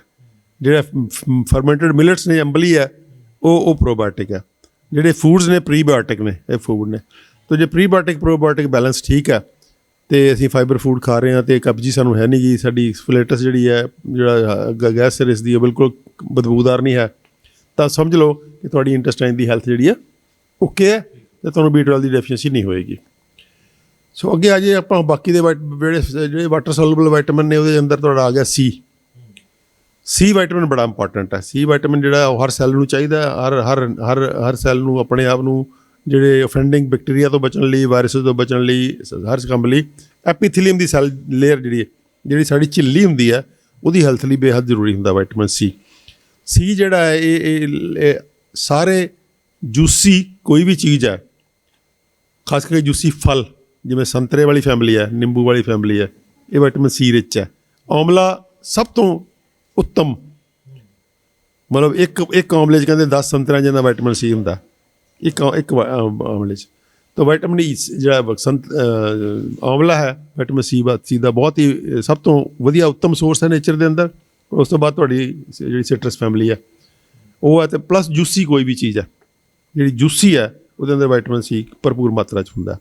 ਸੋ ਵਿਟਾਮਿਨ ਸੀ ਜਿਹੜਾ ਲੈਣ ਵਾਸਤੇ ਆਪਾਂ ਨੂੰ ਰॉ ਫਲ ਖਾਣੇ, ਸਬਜ਼ੀਆਂ ਖਾਣਾ, ਜੂਸਿਸ ਪੀਣੇ, ਅਤੇ ਇਹ ਜਿਹੜੇ ਬਹੁਤ ਬੇਹੱਦ ਜ਼ਰੂਰੀ ਨੇ। ਨਿੰਬੂ ਦਾ ਇਸਤੇਮਾਲ ਕਰਦੇ ਸੀ, ਸਾਡੇ ਕਲਚਰ ਦਾ ਪਾਰਟ ਸੀ। ਤਾਂ ਆਪਾਂ ਕਿੰਨੇ ਮਕਸਦ ਲਈ ਨਿੰਬੂ ਯੂਜ਼ ਕਰਦੇ ਹਾਂ। ਅਤੇ ਜਦੋਂ ਵੀ ਵਿਟਾਮਿਨ ਸੀ ਦੀ ਲੋੜ ਹੋਵੇ, ਕੋਈ ਇਨਫੈਕਸ਼ਨ ਹੋਵੇ, ਵਾਇਰਲ ਫੀਵਰ ਹੋਵੇ, ਤਾਂ ਅਸੀਂ ਕਹਿੰਦੇ ਵਿਟਾਮਿਨ ਸੀ ਭਰਪੂਰ ਮਾਤਰਾ 'ਚ ਹੋਣਾ ਚਾਹੀਦਾ। ਅਤੇ ਜੇ ਵਿਟਾਮਿਨ ਸੀ ਭਰਪੂਰ ਮਾਤਰਾ 'ਚ ਤਾਂ ਕੋਈ ਵਾਇਰਸ ਬੈਕਟੀਰੀਆ ਤੁਹਾਡਾ ਕੁਛ ਨਹੀਂ ਵਿਗਾੜ ਸਕਦਾ। ਅਸੀਂ ਪਿਛਲੇ ਕਰੋਨਾ ਪੀਰੀਅਡ 'ਚ ਵੀ ਦੇਖਿਆ ਕਿ ਜਿਨ੍ਹਾਂ ਲੋਕਾਂ ਨੂੰ ਅਸੀਂ ਰॉ ਫੂਡ ਦੇ ਦਿੰਦੇ ਹਾਂ, ਕੋਈ ਮਤਲਬ ਹੀ ਨਹੀਂ ਕੋਈ ਹਸਪਤਾਲ ਪਹੁੰਚ ਜਾਵੇ। ਜਿਹੜਾ ਬੰਦਾ ਪਹਿਲੇ ਦਿਨ ਜਿਹੜਾ 3 ਡੇ ਸਾਡੀ ਫੀਵਰ ਡਾਈਟ ਲੈਂਦਾ, ਤਾਂ 3 ਡੇ ਫੀਵਰ ਡਾਈਟਸ ਕੀ ਹੈ? ਜੂਸਿਸ ਨੇ। ਜੂਸ ਹੈ ਸਿਮਿਲਰਲੀ ਨਾਰੀਅਲ ਪਾਣੀ ਵੀ ਵਿਟਾਮਿਨ ਸੀ 'ਚ ਉਹਦੇ 'ਚ ਵੀ ਹੋਵੇਗਾ। ਸਾਰੇ ਜਿੰਨੇ ਜੂਸੀ ਫਰੂਟਸ ਨੇ ਸਭ 'ਚ ਵਾਟਰ ਸੋਲੂਬਲ ਵਿਟਾਮਿਨ ਦੇ ਨਾਲ ਅਤੇ ਮਿਨਰਲ ਦੇ ਨਾਲ ਭਰਪੂਰ ਹੋਣਗੇ। ਉਹਦੇ ਅੰਦਰ ਆਇਰਨ ਵੀ ਹੋਏਗਾ, ਉਹਦੇ ਅੰਦਰ ਜ਼ਿੰਕ ਵੀ ਹੋਏਗਾ, ਹਰ ਚੀਜ਼ ਹੋਏਗੀ। ਸੋ ਇਹ ਜਿਹੜਾ ਕਿਤੇ ਨਾ ਕਿਤੇ ਵਰਤਾਰਾ ਜਿਹੜਾ ਇਹ ਵਿਟਾਮਿਨ ਜਿਹੜੀ ਵਾਟਰ ਸੋਲੂਬਲ ਵਿਟਾਮਿਨ ਦੇ ਵਿੱਚ ਵਿਟਾਮਿਨ ਸੀ ਦਾ, ਬੀ ਦੇ ਬਾਕੀ ਜਿਹੜੇ ਨੇ B1 B2 B3 ਹੈ, B6 ਹੈ, ਇਹ ਸਾਰੇ ਵਾਟਰ ਸੋਲੂਬਲ ਵਿਟਾਮਿਨ ਨੇ। ਇਹ ਸਾਰੇ ਇਕੱਠੇ ਹੀ ਹੁੰਦੇ ਲਗਭਗ B12 ਨੂੰ ਛੱਡ ਕੇ। ਬਾਕੀ ਵਰਤਾਰਾ ਤਕਰੀਬਨ ਸਾਰੇ ਫੂਡਸ ਦੇ ਅੰਦਰ ਜਿਹੜਾ ਹੈਗਾ ਉਹ ਖਾਣੇ 'ਚੋਂ ਆਉਂਦਾ। ਔਰ ਖਾਣੇ 'ਚੋਂ ਖਾਸ ਕਰਕੇ ਰॉ ਖਾਣੇ ਜਿਹੜੇ ਨੇ, ਸੀ ਬਾਰੇ ਖਾਸ ਕਰਕੇ ਜਿਹੜੀ ਇਹ ਜਾਣਨਾ ਬਹੁਤ ਜ਼ਰੂਰੀ ਹੈ ਕਿ ਸੀ ਜਿਹੜਾ ਗਰਮ ਕਰਨ ਨਾਲ ਖਰਾਬ ਹੋ ਜਾਂਦਾ। ਸੋ ਸੀ ਵਾਸਤੇ ਤਾਂ ਰॉ ਫੂਡ ਖਾਣੇ ਬਣਨਗੇ। ਹਾਲੇ ਦੂਜੇ ਜਿਹੜੇ ਵਿਟਾਮਿਨ ਨੇ ਉਹ ਹੀਟ ਚੱਲ ਜਾਂਦੇ ਆ ਥੋੜ੍ਹੀ ਬਹੁਤੀ। ਵਿਟਾਮਿਨ ਸੀ ਹੀਟ ਨਹੀਂ ਚੱਲਦਾ। ਆਪਾਂ ਆਂਵਲੇ ਨੂੰ ਉਬਾਲ ਕੇ ਉਹਦੀ ਚਟਣੀ ਬਣਾਉਂਦੇ ਉਹ ਖਤਮ ਹੋ ਜਾਂਦੀ ਉਹਦੇ ਸੀ। ਆਂਵਲੇ ਬਾਰੇ ਕਿਹਾ ਜਾਂਦਾ ਵੀ ਆਂਵਲੇ ਦਾ ਵਿਟਾਮਿਨ ਜਿਹੜਾ ਸੀ ਜਿਹੜਾ ਥੋੜ੍ਹੀ ਬਹੁਤੀ ਗਰਮੀ ਚੱਲ ਜਾਂਦਾ। ਇਹ ਆਯੁਰਵੇਦ 'ਚ ਇਸ ਗੱਲ ਦਾ ਵਰਣਨ ਹੈ ਕਿ ਆਮਲਾ ਜਿਹੜਾ ਹੈ ਉਹਦਾ ਜਿਹੜਾ ਉਹਦੇ ਅੰਦਰ ਜਿਹੜਾ ਜਿਸ ਸ਼ਕਲ 'ਚ ਵਿਟਾਮਿਨ ਸੀ ਹੈਗਾ ਉਹ ਥੋੜ੍ਹੀ ਬਹੁਤੀ ਗਰਮੀ ਚੱਲ ਜਾਂਦਾ। ਲੇਕਿਨ ਸੰਤਰੇ ਵਾਲੀ ਫੈਮਿਲੀ ਦਾ ਬਿਲਕੁਲ ਨਹੀਂ ਚੱਲਦੀ। ਸੰਤਰੇ ਵਾਲੀ, ਨਿੰਬੂ ਵਾਲੀ ਫੈਮਿਲੀ ਜਿਹੜੀ ਹੈ ਇਹ ਸਾਰੀ ਜਿਹੜੀ ਹੈ ਇਹ ਅਸੀਂ ਜੂਸ ਦੀ ਸ਼ਕਲ ਜਾਂ ਫਲ ਖਾਵਾਂਗੇ ਤਾਂ ਹੀ ਉਹਦਾ ਵਿਟਾਮਿਨ ਸੀ ਯੂਜ਼ ਹੋਊਗਾ, ਨਹੀਂ ਤਾਂ ਨਹੀਂ ਹੁੰਦਾ। ਤੁਸੀਂ ਇਸ ਕਰਕੇ ਆਪਾਂ ਕਹਿੰਦੇ ਹਾਂ ਜਿਹੜੇ ਰॉ ਜਿਹੜੀ ਚੀਜ਼ਾਂ ਜਿਹੜੇ ਰॉ ਫੂਡਸ ਨੇ, ਕੱਚੇ ਮਤਲਬ ਅਣਪੱਕੇ ਖਾਣੇ ਨੇ, ਉਹ ਅੱਧ ਕਹਿੰਦੇ ਤਾਂ ਹੀ ਆਪਾਂ ਕਹਿੰਦੇ ਨਾ ਹੈਲਦੀ ਡਾਈਟ ਦਾ ਅੱਧ ਜਿਹੜਾ ਹੈ ਉਹ ਅਣਪੱਕੇ ਖਾਣੇ ਹੋਣੇ ਚਾਹੀਦੇ ਆ। ਅਣਪੱਕੇ ਖਾਣੇ ਦੇ ਅੰਦਰ ਜੂਸੀ ਵੀ ਹੋਣੇ ਚਾਹੀਦੇ ਆ, ਗੁੱਦੇ ਵਾਲੇ ਵੀ ਹੋਣੇ ਚਾਹੀਦੇ ਆ, ਕੇਲਾ ਟਾਈਪ ਵੀ ਹੋਣੇ ਚਾਹੀਦੇ ਜਿਹੜੇ ਕਿ ਥੋੜ੍ਹਾ ਊਰਜਾ ਵੀ ਦੇਣ। ਤਾਂ ਮਿਕਸ ਟਾਈਪ ਜਿਹੜੇ ਨੇ ਆਪਾਂ ਫਰੂਟ ਖਾਣ ਨੂੰ ਕਹਿੰਦੇ ਹਾਂ। ਅਤੇ ਫਲਾਂ ਦਾ ਜਿਹੜਾ ਜੇ ਅਗਰ ਫਲਾਂ ਦਾ ਅਸੀਂ ਪੰਜਾਬ ਦੇ ਅੰਦਰ ਮੈਂ ਖਾਸ ਤੌਰ 'ਤੇ ਬੇਨਤੀ ਕਰਨਾ ਚਾਹਾਂਗਾ ਕਿ ਪੰਜਾਬ ਦੀ ਧਰਤੀ ਇਹੋ ਜਿਹੀ ਧਰਤੀ ਹੈ ਜਿਹੜੀ ਬਹੁਤ ਹੀ ਜ਼ਰਖੇਜ਼ ਹੈ, ਬਹੁਤ ਹੀ ਉਪਜਾਊ ਹੈ। ਉਹਦੇ ਅੰਦਰ ਫਲ ਹਰ ਕਿਸਮ ਦਾ ਪੈਦਾ ਹੋ ਜਾਂਦਾ, ਹਰ ਕਿਸਮ ਦਾ। ਤੁਸੀਂ ਦੇਖੋ ਈਵਨ ਸੇਬ ਪੈਦਾ ਕਰਕੇ ਦਿਖਾਤੇ ਲੋਕਾਂ ਨੇ, ਬਦਾਮ ਪੈਦਾ ਕਰਕੇ ਦਿਖਾਤੇ। ਤਾਂ ਸਾਰਿਆਂ ਨੂੰ ਬੇਨਤੀ ਹੈ ਕਿ ਫਲਾਂ ਦਾ ਕਲਚਰ ਅਸੀਂ ਸਾਡੇ ਪੰਜਾਬ ਦੇ ਅੰਦਰ ਥੋੜ੍ਹਾ ਜਿਹਾ ਫਲਾਂ ਦਾ ਕਲਚਰ ਘੱਟ ਹੈ ਜਿਹੜਾ ਆਪਾਂ, ਕਿਉਂਕਿ ਪਹਿਲਾਂ ਜੰਗਲੀ ਫਲ ਆਮ ਮਿਲ ਜਾਂਦੇ ਸੀ, ਇਸ ਕਰਕੇ ਲੋੜ ਨਹੀਂ ਸੀ ਪੈਂਦੀ ਹੁੰਦੀ। ਅੱਜ ਵੀ ਮੈਨੂੰ ਯਾਦ ਹੈ ਬਚਪਨ 'ਚ ਕਿਸ ਢੰਗ ਨਾਲ ਜੰਗਲੀ ਲਸੂੜੀਆਂ, ਜੰਗਲੀ ਤੂਤ, ਜੰਗਲੀ ਬੇਰ ਆਮ ਖੇਤਾਂ 'ਚ ਖੜ੍ਹੇ ਹੁੰਦੇ ਸੀਗੇ, ਤੁਰਦੇ ਫਿਰਦੇ ਅਸੀਂ ਖਾ ਲੈਂਦੇ ਹੁੰਦੇ ਸੀ, ਅਤੇ ਗੰਨਾ ਬਹੁਤ ਚੁੱਪ ਲੈਂਦੇ ਹੁੰਦੇ ਸੀਗੇ। ਹੁਣ ਕਿਉਂਕਿ ਇਹ ਗੱਲ ਚੀਜ਼ਾਂ ਜਿਹੜੀਆਂ ਨੇ ਇਹ ਵਰਤਾਰਾ ਘਟ ਗਿਆ, ਤਾਂ ਆਪਾਂ ਨੂੰ ਆਪਣੇ ਆਲੇ ਦੁਆਲੇ ਫਲਾਂ ਦਾ ਵਰਤਾਰਾ ਬਹੁਤ ਲਾਉਣਾ ਚਾਹੀਦਾ। ਘਰ ਦੇ ਅੰਦਰ 5 7 10 ਕਿਸਮ ਦੇ ਫਲਾਂ ਦੇ ਰੁੱਖ ਜਿਹੜੇ ਨੇ, ਅੱਜ ਕੱਲ੍ਹ ਜਿਹੜੀਆਂ ਸਾਇੰਸ ਨੇ ਤਰੱਕੀ ਕਰ ਲਈ ਹੈ, ਅਤੇ ਇਹੋ ਜਿਹੇ ਰੁੱਖ ਆ ਗਏ ਆ ਕਿ ਹੁਣ 10 ਸਾਲ ਨਹੀਂ ਡਿੱਗਣਾ ਪੈਂਦਾ। ਹੁਣ 2 3 ਸਾਲ ਜਿਹੜੇ ਨੇ ਉਹ ਬਹੁਤੇ ਜਿਹੜੇ ਨੇ ਫਲ ਦੇਣ ਲੱਗ ਜਾਂਦੇ ਆ ਜਿਹੜੇ ਰੁੱਖ ਨੇ। ਤਾਂ ਆਪਣੇ ਘਰਾਂ ਦੇ ਆਲੇ ਦੁਆਲੇ ਜਿੱਥੇ ਕਿਤੇ ਵੀ ਸੰਭਵ ਹੋਵੇ, ਜਾਂ ਈਵਨ ਹੁਣ ਤਾਂ ਵੱਡੇ ਗਮਲਿਆਂ 'ਚ ਵੀ ਲੱਗਣ ਜੋਗੇ ਆ ਗਏ ਆ ਕਿ ਵੱਡੇ ਗਮਲੇ ਵਿੱਚ ਲਾ ਕੇ ਰੱਖ ਲਈਏ, ਉਹ 'ਚ ਵੀ ਫਲ ਹੋ ਜਾਂਦੇ ਆ। ਅਤੇ ਨਹੀਂ ਤਾਂ ਛੱਤਾਂ ਦੇ ਉੱਪਰ ਹੋਰ ਤਾਂ ਹੁਣ ਬੜਾ ਕਿਸਮ ਦਾ ਅੱਛਾ ਰੂਫ ਟਾਪ ਫਾਰਮਿੰਗ ਜਿਹੜੀ ਆ ਬੜੀ ਪੋਪੂਲਰ ਹੋ ਰਹੀ ਹੈ। ਅਤੇ ਹੁਣ ਤਾਂ ਈਵਨ ਤੁਸੀਂ ਨੈੱਟ 'ਤੇ ਜਾਓਗੇ ਤਾਂ ਤੁਹਾਨੂੰ ਉਹ ਵੀ ਮਿਲ ਜਾਣਗੇ ਜਿਹੜੇ ਘਰਾਂ ਦੇ ਵਿੱਚ ਫੋਰੈਸਟ ਟਾਈਪ ਹਾਲਾਤ ਤੁਸੀਂ ਪੈਦਾ ਕਰ ਸਕਦੇ ਹੋ ਆਪਣੇ ਇਹਦੇ 'ਚ ਰੱਖ ਕੇ ਛੱਤਾਂ 'ਤੇ ਟੈਰਸਾਂ ਦੇ ਵਿੱਚ, ਅਤੇ ਤੁਹਾਨੂੰ ਬਾਹਰੋਂ ਦੇਖਣ ਨੂੰ ਇਹ ਲੱਗੇਗਾ ਜਿਵੇਂ ਜੰਗਲ ਹੈ ਘਰ। ਸੋ ਇੱਦਾਂ ਦਾ ਸਾਰਾ ਕੁਛ ਹੈਗਾ। ਤਾਂ ਹੁਣ ਉਹ ਸਾਇੰਸ ਦਾ ਆਪਾਂ ਨੂੰ ਫਾਇਦਾ ਉਠਾਉਣਾ ਚਾਹੀਦਾ, ਅਤੇ ਆਪਣੇ ਘਰ ਨੂੰ ਕੁਦਰਤ ਦਾ ਇੱਕ ਜਿਹਨੂੰ ਕਹਿੰਦੇ ਆ ਵਾਸਾ ਜਿਹੜਾ ਬਣਾਉਣ ਵਾਸਤੇ ਭਾਂਤ ਦੇ ਪੌਦੇ ਲਾਉਣੇ, ਖਾਸ ਕਰਕੇ ਫਲਾਂ ਦੇ ਅਤੇ ਸਬਜ਼ੀਆਂ ਲਾਉਣੀਆਂ, ਇਹਦਾ ਕਲਚਰ ਜਿਹੜਾ ਉਹ ਅਪਣਾਉਣਾ ਚਾਹੀਦਾ। ਤਾਂ ਵਾਟਰ ਸੋਲੂਬਲ ਵਿਟਾਮਿਨ ਜਿਹੜੇ ਨੇ ਉਹ ਜੇ ਫੂਡ ਅਸੀਂ ਖਾਈਏ ਤਾਂ B12 ਨੂੰ ਛੱਡ ਕੇ ਬਾਕੀ ਕੋਈ ਦਿੱਕਤ ਨਹੀਂ ਆਉਂਦੀ। ਨਾ ਫੋਲਿਕ ਐਸਿਡ ਦੀ ਆਵੇ, ਨਾ B1 B2 B3 ਦੀ B6 ਦੀ ਆਵੇ, ਅਤੇ ਤੁਹਾਡੀ ਬਸ B12 ਕਿਉਂਕਿ ਅੰਤਰੀਆਂ 'ਚ ਬਣਨਾ ਉਹਦਾ ਸਪੈਸ਼ਲ ਤਰੀਕਾ, ਤੇ ਡੀ ਜਿਹੜਾ ਕਿਉਂ ਧੁੱਪ ਨਾਲ ਜੁੜਿਆ ਹੈ ਉਹ ਹੈ, ਬਾਕੀ ਕੋਈ ਕਮੀ ਨਹੀਂ ਹੁੰਦੀ। ਹੁਣ ਆਪਾਂ ਅੱਗੇ ਆ ਜਾਈਏ ਮਿਨਰਲਸ 'ਤੇ। ਕੁਛ ਮਿਨਰਲਸ ਨੇ ਖਣਿਜ ਪਦਾਰਥ ਜਿਹੜੇ ਕਿ ਜ਼ਰੂਰੀ ਹੁੰਦੇ ਆ। ਉਹਦੇ 'ਚ ਪੁਰਾਣੇ ਖਣਿਜ ਪਦਾਰਥਾਂ 'ਚੋਂ ਸਭ ਤੋਂ ਜ਼ਿਆਦਾ ਸੀ ਕੈਲਸ਼ੀਅਮ। ਕੈਲਸ਼ੀਅਮ ਕੌਨਸ਼ੀਅਸ ਅਸੀਂ ਬਹੁਤ ਜ਼ਿਆਦਾ, ਕਿ ਕੈਲਸ਼ੀਅਮ ਦੀਆਂ ਗੋਲੀਆਂ ਵੀ ਖਾਈ ਜਾਂਦੇ ਆ, ਕੈਲਸ਼ੀਅਮ ਲਈ ਦੁੱਧ ਬਹੁਤ ਪੀਂਦੇ ਆ। ਤੋਂ ਭਾਂਤ ਭਾਂਤ ਦੀ ਸਾਡੇ ਪੁਰਾਣੇ ਹੁੰਦਾ ਸੀਗਾ ਕਿ ਜਿਹੜਾ ਉਹ ਕੈਲਸ਼ੀਅਮ ਹੁੰਦਾ ਸੀਗਾ, ਜਿਹੜਾ ਪਾਣ ਵਾਲੇ ਖਾਣ ਵਾਲਾ ਕੈਲਸ਼ੀਅਮ ਸੀ ਚੂਨਾ। ਉਹ ਜਿਵੇਂ ਰਾਜੀਵ ਦੀਕਸ਼ਿਤ ਜੀ ਦਾ ਬਹੁਤ ਸਾਰੇ ਵੀਡੀਓ ਦੇ 'ਚ ਉਹਨਾਂ ਕਿਹਾ ਵੀ ਜਿੰਨੀ ਕੁ ਮਾਚਿਸ ਦੀ ਤੀਲੀ ਦੇ ਉੱਪਰ ਮਸਾਲਾ ਲੱਗਿਆ ਹੁੰਦਾ, ਇੰਨਾ ਕੁ ਚੂਨਾ ਆਪਣੇ ਕਿਸੇ ਖਾਣੇ 'ਚ ਪਾ ਲਓ, ਬਹੁਤ ਇੰਨਾ ਹੀ ਚਾਹੀਦਾ ਹੁੰਦਾ। ਚੂਨਾ ਕਿੱਦਾਂ ਦਾ ਹੋਣਾ ਚਾਹੀਦਾ? ਕਿਹੜਾ ਚੂਨਾ ਹੁਣ ਬੁਝਿਆ ਹੋਇਆ ਜਾਂ ਕੀ? ਬੁਝਿਆ ਚੂਨਾ ਕਿੱਥੋਂ ਮਿਲਦਾ? ਉਹ ਜਿਹਦੇ ਕਲੀ ਹੁੰਦੀ ਹੈ, ਇਹ ਕਲੀ ਬੇਸਿਕਲੀ ਬੁਝਿਆ ਚੂਨਾ ਹੀ ਹੈ। ਜਿਹੜੀ ਕਲੀ ਕਰਦੇ ਆ ਨਾ ਘਰਾਂ 'ਚ, ਇਹ ਸਾਰੀ ਬੁਝਿਆ ਚੂਨਾ ਹੀ ਹੈ। ਅਤੇ ਨਹੀਂ ਤਾਂ ਜਿਹੜਾ ਖਾਣ ਵਾਲਾ ਚੂਨਾ ਅੱਜ ਕੱਲ੍ਹ ਜਿੱਦਾਂ ਆਪਾਂ ਉਹ ਨਹੀਂ ਤੰਬਾਕੂ 'ਚ ਪਾਉਂਦੇ ਆ ਲੋਕ, ਉਹ ਚੂਨਾ ਅਗਰ ਲੈ ਲਈਏ ਪਾਣ ਵਾਲੇ ਤੋਂ ਮਿਲ ਜਾਂਦਾ। ਤਾਂ ਉਹਦਾ ਇੱਕ ਜਿੰਨੀ ਕਿ ਮਾਚਿਸ ਦੇ ਉੱਪਰ ਮਸਾਲਾ ਲੱਗਿਆ ਹੁੰਦਾ, ਉਹਨਾਂ ਕੁ ਵੀ ਅਗਰ ਆਪਾਂ ਖਾਣੇ 'ਚ ਪਾ ਲਈਏ ਤਾਂ ਉਹ ਬਹੁਤ ਹੈ। ਅਦਰਵਾਈਜ਼ ਵੈਸੇ ਜਿਹੜੇ ਕੈਲਸ਼ੀਅਮ ਰਿਚ ਫੂਡਸ ਨੇ, ਉਹ ਤਿਲ ਨੇ, ਅਲਸੀ ਹੈ, ਚੀਆ ਸੀਡਸ ਨੇ, ਮਖਾਣੇ ਨੇ, ਰਾਗੀ ਦਾ ਜਿਹੜਾ ਗ੍ਰੇਨ ਹੈ, ਜਿਹੜਾ ਰਾਗੀ ਅਨਾਜ ਹੈ ਉਹ ਹੈ। ਵੈਸੇ ਕੈਲਸ਼ੀਅਮ ਸਾਰੇ ਅਨਾਜਾਂ 'ਚ ਹੁੰਦਾ, ਸਾਰੀਆਂ ਦਾਲਾਂ 'ਚ ਹੁੰਦਾ। ਜਿੱਥੇ ਕਿਤੇ ਵੀ ਹਾਰਡਨੈਸ ਹੈ, ਸਖਤੀ ਹੈ, ਉੱਥੇ ਸਮਝੋ ਕੈਲਸ਼ੀਅਮ ਹੈਗਾ। ਹਾਂ, ਤਾਂ ਸਖਤ ਜਿੱਥੇ ਵੀ ਕੋਈ ਚੀਜ਼ ਹੈ ਉਹਦੇ ਅੰਦਰ ਕੈਲਸ਼ੀਅਮ ਅਵੇਲੇਬਲ ਹੋਊਗਾ। ਸੋ ਕੈਲਸ਼ੀਅਮ ਦੇ ਨਾਲ ਮੈਗਨੀਸ਼ੀਅਮ ਹੈ, ਤਾਂ ਮੈਗਨੀਸ਼ੀਅਮ ਵੀ ਕਹਿੰਦੇ ਉਨਾ ਹੀ ਇੰਪੋਰਟੈਂਟ ਹੈ। ਜ਼ਿਆਦਾਤਰ ਮੈਗਨੀਸ਼ੀਅਮ ਬਹੁਤ ਜ਼ਿਆਦਾ ਇੰਪੋਰਟੈਂਟ ਨਾਲ ਗਿਣਦੇ ਆ, ਲੇਕਿਨ ਮੈਗਨੀਸ਼ੀਅਮ ਮਾਈਕਰੋ ਨਿਊਟਰੀਐਂਟ ਹੈ, ਅਤੇ ਕੈਲਸ਼ੀਅਮ ਜਿਹੜਾ ਉਹ ਵੱਡੀ ਮਾਤਰਾ 'ਚ ਚਾਹੀਦਾ। ਤਾਂ ਕੈਲਸ਼ੀਅਮ ਅਤੇ ਮੈਗਨੀਸ਼ੀਅਮ ਇਕੱਠੇ ਹੀ ਕੰਮ ਕਰਦੇ ਆ। ਉਸ ਤੋਂ ਬਾਅਦ ਆ ਜਾਊਗਾ ਤੁਸੀਂ ਜ਼ਿੰਕ 'ਤੇ। ਜਿਹੜੀ ਜ਼ਿੰਕ ਹੈ, ਜ਼ਿੰਕ ਧਰਤੀ 'ਚ ਬਹੁਤ ਹੈ, ਸੀਗੀ। ਹੁਣ ਲੇਟਲੀ ਕਿਉਂਕਿ ਜਿਹੜਾ ਕੈਮੀਕਲ ਦਾ ਵਰਤਾਰਾ ਚੱਲਿਆ, ਇਹਦੇ 'ਚ ਜ਼ਿੰਕ ਡੈਫੀਸ਼ੀਐਂਸੀ ਆਉਣ ਲੱਗ ਗਈ ਹੁਣ, ਕਿਉਂਕਿ ਜ਼ਮੀਨ 'ਚ ਜ਼ਿੰਕ ਡੈਫੀਸ਼ੀਐਂਸੀ ਹੋ ਗਈ ਹੈ ਅਤੇ ਸਾਡੇ ਖਾਣੇ 'ਚ ਹੋ ਗਈ ਹੈ। ਤਾਂ ਉਹਦਾ ਹੱਲ ਇਹੀ ਹੈ ਵੀ ਆਪਣੀ ਕਿਹੜੀ ਖੇਤੀ ਨੂੰ ਔਰਗੈਨਿਕ ਕਰੀਏ। ਆਪਾਂ ਔਰਗੈਨਿਕ ਕਰਾਂਗੇ ਤਾਂ ਨਹੀਂ ਤਾਂ ਫਿਰ ਭਾਂਤ ਦੇ ਸਮੱਸਿਆਵਾਂ 'ਚ ਉਲਝੀ ਜਾਵਾਂਗੇ ਫਾਲਤੂ ਦੀਆਂ, ਕਿਉਂਕਿ ਜਿਹੜੀ ਚੀਜ਼ ਮਿੱਟੀ 'ਚ ਹੈ ਨਹੀਂ ਗੀ, ਉਹ ਸਾਡੇ ਖਾਣੇ 'ਚ ਕਿੱਥੋਂ ਆਏਗੀ? ਤਾਂ ਉਹਦੇ 'ਚ ਕੀ ਹੋਏਗਾ, ਅਸੀਂ ਕੈਮੀਕਲ ਖਾਦਾਂ ਪਾ ਕੇ ਅਤੇ ਜਿਹੜਾ ਵੇਸਟ ਮਟੀਰੀਅਲ ਪੈਣਾ ਸੀ ਵਾਪਸ ਖੇਤਾਂ 'ਚੋਂ ਪਾ ਨਹੀਂ ਰਹੇ ਆਪਾਂ। ਜਿਹੜੀ ਰਹਿੰਦ ਖੂੰਹਦ ਹੈ ਫਸਲਾਂ ਦੀ, ਪੱਤੇ ਨੇ, ਜਿਹੜਾ ਕੋਈ ਜਿਹੜੇ ਕੀਟ ਪਤੰਗਿਆਂ ਦਾ ਮੁਰਦਾ ਸਰੀਰ ਹੁੰਦੇ ਸੀਗੇ, ਕੋਈ ਉੱਥੇ ਚੂਹੇ ਸਾਰਾ ਇਹੋ ਜਿਹੇ ਵਿੱਚੇ ਮਰਦੇ ਛਪਦੇ ਰਹਿੰਦੇ ਸੀ ਮਿੱਟੀ 'ਚ, ਤਾਂ ਉਹ ਮਿੱਟੀ ਬੜੀ ਅਮੀਰ ਹੋ ਜਾਂਦੀ ਸੀ। ਅਤੇ ਉਸ ਮਿੱਟੀ ਦੇ ਅੰਦਰ ਜਿਹੜਾ ਹਰ ਕਿਸਮ ਦਾ ਜਿਹੜਾ ਖੁਰਾਕੀ ਤੱਤ ਹੁੰਦਾ, ਤਾਂ ਉਹ ਅਸੀਂ ਉਹਨੂੰ ਵਾਪਸ ਆਈਏ ਆਰਗੈਨਿਕ ਫਾਰਮਿੰਗ ਨੂੰ। ਤਾਂ ਮੇਰੇ ਖਿਆਲ 'ਚ ਇਕੱਲੇ ਨੂੰ ਅਸੀਂ ਨਹੀਂ, ਫਿਰ ਹੁਣ ਜ਼ਿੰਕ ਪਾਉਣ ਦਾ ਆ ਗਿਆ ਕਲਚਰ, ਤੁਸੀਂ ਦੇਖਿਆ ਹੋਣਾ, ਜ਼ਿੰਕ ਐਜ਼ ਸਪਲੀਮੈਂਟ ਪਾਉਂਦੇ ਆ। ਲੇਕਿਨ ਜ਼ਿੰਕ ਸਪਲੀਮੈਂਟ ਦੀ ਬੜੀਆਂ ਦਿੱਕਤਾਂ ਨੇ ਸਪਲੀਮੈਂਟ ਦੀਆਂ, ਜਿੱਦਾਂ ਫਾਰ ਐਗਜ਼ਾਮਪਲ ਫਾਸਫੋਰਸ ਹੈ। ਹੁਣ ਫਾਸਫੋਰਸ ਬਹੁਤ ਪਲੈਂਟੀ ਹੈ ਮਿੱਟੀ 'ਚ, ਲੇਕਿਨ ਫਾਸਫੋਰਸ ਕਿਸੇ ਕੰਮ ਦੀ ਨਹੀਂ ਹੈ। ਜੇ ਉਹਦਾ ਸੋਇਲ ਫਲੋਰਾ ਅਗਰ ਵੀਕ ਕਰਦਾ ਤੁਸੀਂ ਕੈਮੀਕਲ ਪਾ ਕੇ, ਤਾਂ ਜਦ ਤੱਕ ਉਹ ਫਾਸਫੋਰਸ ਘੁਲਣਸ਼ੀਲ ਅਵਸਥਾ 'ਚ ਨਹੀਂ ਆਉਂਦੀ, ਤਦ ਤੱਕ ਉਹ ਪੌਦਾ ਵਰਤਦਾ ਨਹੀਂ ਉਹਨੂੰ। ਤਾਂ ਜੇ ਤੁਹਾਡੀ ਕੈਮੀਕਲ ਖੇਤੀ ਹੈ, ਉੱਥੇ ਬੈਕਟੀਰੀਆ ਹੀ ਹੈ ਨਹੀਂ ਗੇ, ਤਾਂ ਤੁਹਾਡੀ ਫਾਸਫੋਰਸ ਜਿੰਨੀ ਮਰਜ਼ੀ ਹੋਵੇ ਉੱਥੇ, ਉਹ ਜਦ ਤੱਕ ਉਹਦੇ 'ਤੇ ਬੈਕਟੀਰੀਆ ਕੰਮ ਨਹੀਂ ਕਰਦੇ, ਤਦ ਤੱਕ ਫਾਸਫੋਰਸ ਕਿਸੇ ਕੰਮ ਦੀ ਨਹੀਂ ਹੈ। ਸੋ ਇਸ ਕਰਕੇ ਜਿਹੜੀ ਖੇਤੀ ਅਸੀਂ ਕੈਮੀਕਲ ਖੇਤੀ ਵੱਲ ਨੂੰ ਚਲੇ ਗਏ ਹਾਂ, ਇਹ ਵਰਤਾਰੇ ਤੋਂ ਵਾਪਸ ਆਉਣਾ ਬਹੁਤ ਜ਼ਰੂਰੀ ਹੈ। ਅਤੇ ਜ਼ਿੰਕ ਉਹਦੇ ਨਾਲ ਜੁੜੀ ਹੋਈ ਹੈ। ਜ਼ਿੰਕ ਉਹ ਤੱਤ ਹੈ ਜਿਹੜਾ ਭਰਪੂਰ ਮਾਤਰਾ 'ਚ ਮਿੱਟੀ ਸੀਗਾ ਸਾਡੀ 'ਚ, ਲੇਕਿਨ ਅੱਜ ਕੈਮੀਕਲ ਖੇਤੀ ਨੇ ਉਹਦੀ ਘਾਟ ਕਰਤੀ ਹੋਈ ਹੈ। ਇੱਦਾਂ ਹੀ ਕ੍ਰੋਮੀਅਮ ਹੈ, ਉਹਦੀ ਵੀ ਸੇਮ ਪੋਜੀਸ਼ਨ ਹੈ। ਸੈਲੀਨੀਅਮ ਹੈ, ਉਹਦੀ ਸੇਮ ਪੋਜੀਸ਼ਨ ਹੈ। ਨਿਕਲ ਬਹੁਤ ਯੂਜ਼ਫੁਲ ਨਹੀਂ ਹੈ, ਨਿਕਲ ਦੀ ਬਾਡੀ ਨੂੰ ਕੋਈ ਲੋੜ ਨਹੀਂ ਹੁੰਦੀ। ਅਬ ਯੂਜ਼ਫੁਲ ਚੀਜ਼ਾਂ ਜਿਹੜੀਆਂ ਨੇ ਉਹਦੇ 'ਚ ਆ ਗਿਆ ਤੁਹਾਡਾ ਆਇਰਨ, ਕੈਲਸ਼ੀਅਮ, ਮੈਗਨੀਸ਼ੀਅਮ, ਸੈਲੀਨੀਅਮ, ਕ੍ਰੋਮੀਅਮ, ਥੋੜ੍ਹਾ ਬਹੁਤਾ ਮੈਂਗਨੀਜ਼ ਚਾਹੀਦਾ, ਬਸ ਬਾਕੀ ਚੀਜ਼ਾਂ ਜਿਹੜੀਆਂ ਨੇ ਬਹੁਤੀ ਲੋੜ ਨਹੀਂ ਪੈਂਦੀ। ਕ੍ਰੋਮੀਅਮ ਕੁਛ ਹੈਗਾ ਫੂਡਸ ਬਹੁਤ ਸਮਾਲ ਕੁਆਂਟਿਟੀ 'ਚ, ਲੇਕਿਨ ਕ੍ਰੋਮੀਅਮ ਦੋਨੋਂ ਪਾਸੇ ਹੀ ਹੈ।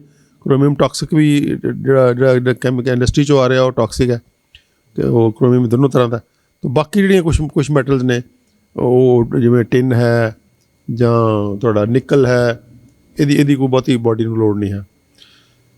ਤਾਂ ਇਹ ਜਿਹੜਾ ਸਾਰਾ ਵਰਤਾਰਾ ਕਿਤੇ ਨਾ ਕਿਤੇ ਜਿਹੜਾ ਮਿਨਰਲਸ ਹੈ, ਮਿਨਰਲ ਦਾ ਵਰਤਾਰਾ ਕੋਈ ਦਿੱਕਤ ਨਹੀਂ ਸੀ ਸਾਨੂੰ ਮਿਨਰਲ ਦੀ ਦਿੱਕਤ ਕਦੋਂ ਆਈ? ਉਹ ਉਦੋਂ ਆਈ ਕਿ ਜਦੋਂ ਅਸੀਂ ਕੈਮੀਕਲ ਖੇਤੀ ਲੈ ਕੇ ਆਏ, ਉਹਦੇ ਅੰਦਰ ਮਿਨਰਲਸ ਦੀ ਸ਼ਾਰਟੇਜ ਹੋਣ ਲੱਗ ਗਈ। ਫਿਰ ਅਸੀਂ ਜਿਹੜੇ ਸਾਡੇ ਖਾਣੇ ਨੇ ਉਹ ਮੋਨੋਕ੍ਰਾਪਿੰਗ ਹੋ ਗਈ। ਅਸੀਂ ਇਕੱਲੀ ਕਣਕ, ਕਣਕ ਚੌਲ ਕਰੀ ਜਾਂਦੇ, ਬਾਕੀ ਚੀਜ਼ਾਂ ਬਹੁਤ ਘੱਟ ਗਈਆਂ। ਅਤੇ ਜਿਹੜਾ ਸਾਡਾ ਪੁਰਾਤਨ ਖਾਣਾ ਸੀਗਾ, ਉਹਦੇ ਉੱਪਰ ਕੋਈ ਕਿਹੜਾ ਆਇਰਨ ਦੀਆਂ ਗੋਲੀਆਂ ਖਾਂਦਾ ਹੁੰਦਾ ਸੀਗਾ। ਹੁਣ ਜਿਹੜੇ ਖਾਣੇ ਨੂੰ ਜਵਾਕ ਨੂੰ ਜੰਮਦੇ ਕੀ, ਉਹਦੀ ਮਾਂ ਨੂੰ ਨਕਲੀ ਆਇਰਨ ਦੇਣਾ ਪੈਂਦਾ। ਤੇ ਜਿਹੜਾ ਨਕਲੀ ਆਇਰਨ ਦੀਆਂ ਗੋਲੀਆਂ ਨੇ ਉਹਦੇ ਅੰਦਰ ਉਹਦੀਆਂ ਬਹੁਤ ਦਿੱਕਤਾਂ ਨੇ, ਉਹਦੇ ਅੰਦਰ ਉਹਦੀਆਂ ਆਪਣੀਆਂ ਦਿੱਕਤਾਂ ਨੇ, ਉਹਦੀਆਂ ਆਪਣੇ ਸਾਈਡ ਇਫੈਕਟਸ ਨੇ। ਸੋ ਉਹਦੇ ਨਾਲੋਂ ਬੈਟਰ ਹੈ ਕਿ ਅਸੀਂ ਭਾਂਤ ਦਾ ਫੂਡ ਖਾਈਏ, ਕਿ ਫੂਡ ਬੈਲੈਂਸਡ ਹੈ। ਜਿਹੜਾ ਭੋਜਨ ਹੁੰਦਾ ਜੋ ਉਹ ਤੱਤ ਭੋਜਨ 'ਚ ਜਿਸ ਸ਼ਕਲ 'ਚ ਹੈਗਾ ਉਹ ਗੋਲੀ ਦੀ ਸ਼ਕਲ 'ਚ ਉਹ ਅਸਰ ਨਹੀਂ ਕਰਦਾ। ਉਲਟ ਹੁਣ ਬਹੁਤ ਸਾਰੇ ਵਾਈਟਮਿਨ ਦੇ ਅੰਦਰ ਪ੍ਰੂਵ ਹੋ ਗਿਆ ਕਿ ਇਹ ਜਿਹੜੇ ਗੋਲੀ ਦੀ ਸ਼ਕਲ 'ਚ ਉਹੀ ਵਾਈਟਮਿਨ ਨੁਕਸਾਨ ਕਰਦਾ। ਉਲਟਾ ਵਾਈਟਮਿਨ ਈ 'ਚ ਨੁਕਸਾਨ ਪ੍ਰੂਵ ਹੋ ਗਿਆ, ਏ 'ਚ ਪ੍ਰੂਵ ਹੋ ਗਿਆ ਕਿ ਜੇ ਤੁਸੀਂ ਗੋਲੀ ਦੀ ਸ਼ਕਲ 'ਚ ਵਾਈਟਮਿਨ ਖਾਓਗੇ ਤਾਂ ਨੁਕਸਾਨ ਕਰੇਗਾ, ਜੇ ਨੈਚੁਰਲ ਫਾਰਮ 'ਚ ਖਾਓਗੇ ਤਾਂ ਉਹ ਫਾਇਦਾ ਕਰੇਗਾ। ਤੇ ਇਸ ਕਰਕੇ ਜਿਹੜੇ ਵਾਈਟਮਿਨ ਤੇ ਮਿਨਰਲ ਜਿਹੜੇ ਲੋਕ ਖਾਂਦੇ ਆ ਟੌਨਿਕਾਂ ਦੀ ਸ਼ਕਲ 'ਚ, ਉਹ ਵਰਤਾਰਾ ਕੋ ਬਹੁਤ ਅੱਛਾ ਨਹੀਂ ਹੈ। ਉਹ ਸਾਰੀ ਸਾਇੰਟੀਫਿਕ ਰਿਸਰਚ ਉਹਦੇ ਖਿਲਾਫ ਜਾ ਰਹੀ ਹੈ ਕਿ ਇਹਨਾਂ ਨੂੰ ਐਸ ਨਿਊਟ੍ਰੀਸ਼ਨ ਸਪਲੀਮੈਂਟਸ ਖਾਣੇ ਜਿਹੜੇ ਨੇ ਉਹ ਬਹੁਤ ਹੈਲਦੀ ਗੱਲ ਨਹੀਂ ਹੈ। ਇਹ ਸਪਲੀਮੈਂਟ ਖਾਣੇ ਵੀ ਹੁਣ ਤਾਂ ਫਿਰ ਨੈਚੁਰਲ ਖਾਣੇ ਚਾਹੀਦੇ, ਕੈਮੀਕਲ ਸ਼ਕਲ 'ਚ ਨਹੀਂ ਖਾਣੇ ਚਾਹੀਦੇ। ਨੈਚੁਰਲ ਕੈਮੀਕਲ ਜਿਹੜੇ ਹੈਗੇ ਨੈਚੁਰਲ ਸਾਡੇ ਆਯੁਰਵੇਦ ਦੇ ਅੰਦਰ ਕੁਝ ਨੈਚੁਰਲ ਫੂਡ ਸਪਲੀਮੈਂਟਸ ਦਾ ਕਲਚਰ ਹੈਗਾ ਕਿ ਪਲਾਂਟਸ ਨੂੰ ਸੱਚ ਹੀ ਪ੍ਰੀਜ਼ਰਵ ਕਰ ਲੈਣੇ। ਜਦੋਂ ਚਟਨੀਆਂ ਬਣਾ ਲਈਆਂ ਸੀ, ਬਹੁਤ ਸਾਰੀ ਚਟਨੀਆਂ ਬਣਾਉਣੇ ਆ, ਬਹੁਤ ਸਾਰੇ ਅਚਾਰ ਬਣਾਉਣੇ ਆ, ਬਹੁਤ ਸਾਰਾ ਜਿਹੜਾ ਥੋੜ੍ਹਾ ਚਮਨਪ੍ਰਾਸ਼ ਹੈ, ਚਮਨਪ੍ਰਾਸ਼ ਦਾ ਵਰਤਾਰਾ ਹੈ। ਸੋ ਸਾਰੇ ਜਿਹੜੇ ਸਾਡੇ ਸੀਗੇ ਹੁਣ ਵਾਈਟਮਿਨ, ਮੰਨ ਲਓ ਆਂਵਲੇ ਦਾ ਤੁਸੀਂ ਅਚਾਰ ਪਾ ਲਿਆ, ਅੰਬ ਦਾ ਅਚਾਰ ਪਾ ਲਿਆ, ਇਹਦੇ ਅੰਦਰ ਐਂਜ਼ਾਈਮਸ ਹੁੰਦੇ ਆ ਜਿਹੜੇ ਭੋਜਨ ਨੂੰ ਗਰਮ ਕਰਦੇ ਆ। ਇਹਦੇ ਅੰਦਰ ਫਿਰ ਫਰਮੈਂਟਡ ਹੁੰਦੇ ਆ, ਇਹਦੇ ਅੰਦਰ ਆਪਣਾ ਇੱਕ ਬੈਕਟੀਰੀਆ ਨੇ ਜਿਹੜੇ ਉਹਨਾਂ ਨੂੰ ਐਂਜ਼ਾਈਮਸ ਬਣਾਉਂਦੇ ਆ ਖਾਣਾ ਹਜਮ ਕਰਨ ਵਾਸਤੇ। ਤਾਂ ਇਹ ਸਾਰੇ ਜਿਹੜੇ ਨੇ ਕਿਤੇ ਨਾ ਕਿਤੇ ਜਿਹੜੇ ਸਪਲੀਮੈਂਟਸ ਵੀ ਲਿਖਾ ਅਗਰ ਖਾਣਾ ਕੋਈ ਤਾਂ ਸਪਲੀਮੈਂਟਸ ਵੀ ਨੈਚੁਰਲ ਖਾਣੇ ਚਾਹੀਦੇ ਆ। ਜਿਹੜੇ ਕੈਮੀਕਲ ਤੋਂ ਬਣੇ ਹੋਏ ਜਿਹੜੇ ਬਾਜ਼ਾਰ 'ਚ ਕੈਮੀਕਲ ਵਾਈਟਮਿਨ ਦੀਆਂ ਗੋਲੀਆਂ ਕੋ ਕਿਸੇ ਫੂਡ ਤੋਂ ਥੋੜ੍ਹਾ ਆਉਂਦੀਆਂ ਨੇ, ਤਾਂ ਕੈਮੀਕਲ ਨੇ, ਉਹਨਾਂ ਨੂੰ ਕੈਮੀਕਲੀ ਬਣਾਇਆ ਜਾਂਦਾ। ਤਾਂ ਇਹ ਬੇਨਤੀ ਹੈ ਸਾਰਿਆਂ ਨੂੰ ਕਿ ਕੈਲਸ਼ੀਅਮ ਜਿਹੜੇ ਖਾਣਾ ਤੁਸੀਂ ਤਾਂ ਉਹ ਦੁੱਧ ਦਾ ਤੇ ਜਿਹੜਾ ਗੋਲੀ ਦਾ ਕੈਲਸ਼ੀਅਮ ਹੈ, ਦੁੱਧ ਦਾ ਤੇ ਗੋਲੀ ਦਾ ਕੈਲਸ਼ੀਅਮ ਜਿਹੜਾ ਹੈ ਬਹੁਤ ਨਿਖਿੱਧ ਕੈਲਸ਼ੀਅਮ ਨੇ। ਇਹਨਾਂ ਨੂੰ ਕੋਈ ਅਕਲ ਨਹੀਂ ਕਿੱਥੇ ਜੰਮਣਾ ਜਾ ਕੇ। ਉਪਰਾ ਦੁੱਧ, ਮਾਂ ਦੇ ਦੁੱਧ ਦੀ ਮੈਂ ਗੱਲ, ਜਦੋਂ ਦੁੱਧ ਦੀ ਗੱਲ ਕਰਦੇ ਹਾਂ ਆਪਾਂ ਤਾਂ ਉਪਰੇ ਦੁੱਧ ਦੀ ਗੱਲ ਕਰਦੇ ਸਿਰਫ। ਉਪਰੇ ਦੁੱਧ ਦੇ ਅੰਦਰ ਜਿਹੜਾ ਕੈਲਸ਼ੀਅਮ ਹੈ, ਗਾਂ ਮੱਝ ਦੇ ਦੁੱਧ ਜਿਹੜਾ ਕੈਲਸ਼ੀਅਮ ਹੈ ਉਹ ਸਾਡੀ ਬਾਡੀ ਵਾਸਤੇ ਨਹੀਂ ਸੂਟਡ ਹੈ, ਕਿਉਂਕਿ ਗਾਂ ਮੱਝ ਦਾ ਸਰੀਰ ਹੈਗਾ ਸਾਡੇ ਨਾਲੋਂ 10 ਗੁਣਾ ਜ਼ਿਆਦਾ ਮੋਟਾ ਜਾਂ 8 ਗੁਣਾ 7 ਗੁਣਾ ਮੋਟਾ। ਉਹ ਕੈਲਸ਼ੀਅਮ ਉਸ ਹਿਸਾਬ ਨਾਲ ਪਾਇਆ ਹੋਇਆ ਕੁਦਰਤ ਨੇ ਉਹਦੇ ਬਛੜੇ ਵਾਸਤੇ। ਸਾਡੇ ਵਾਸਤੇ ਕੈਲਸ਼ੀਅਮ ਬਹੁਤ ਜ਼ਿਆਦਾ ਔਰ ਉਹਨੂੰ ਕੋਈ ਅਕਲ ਨਹੀਂ ਹੈ ਕਿੱਥੇ ਜੰਮਣਾ, ਜਾ ਕੇ ਗਲਤ ਥਾਂ 'ਤੇ ਜੰਮਦਾ।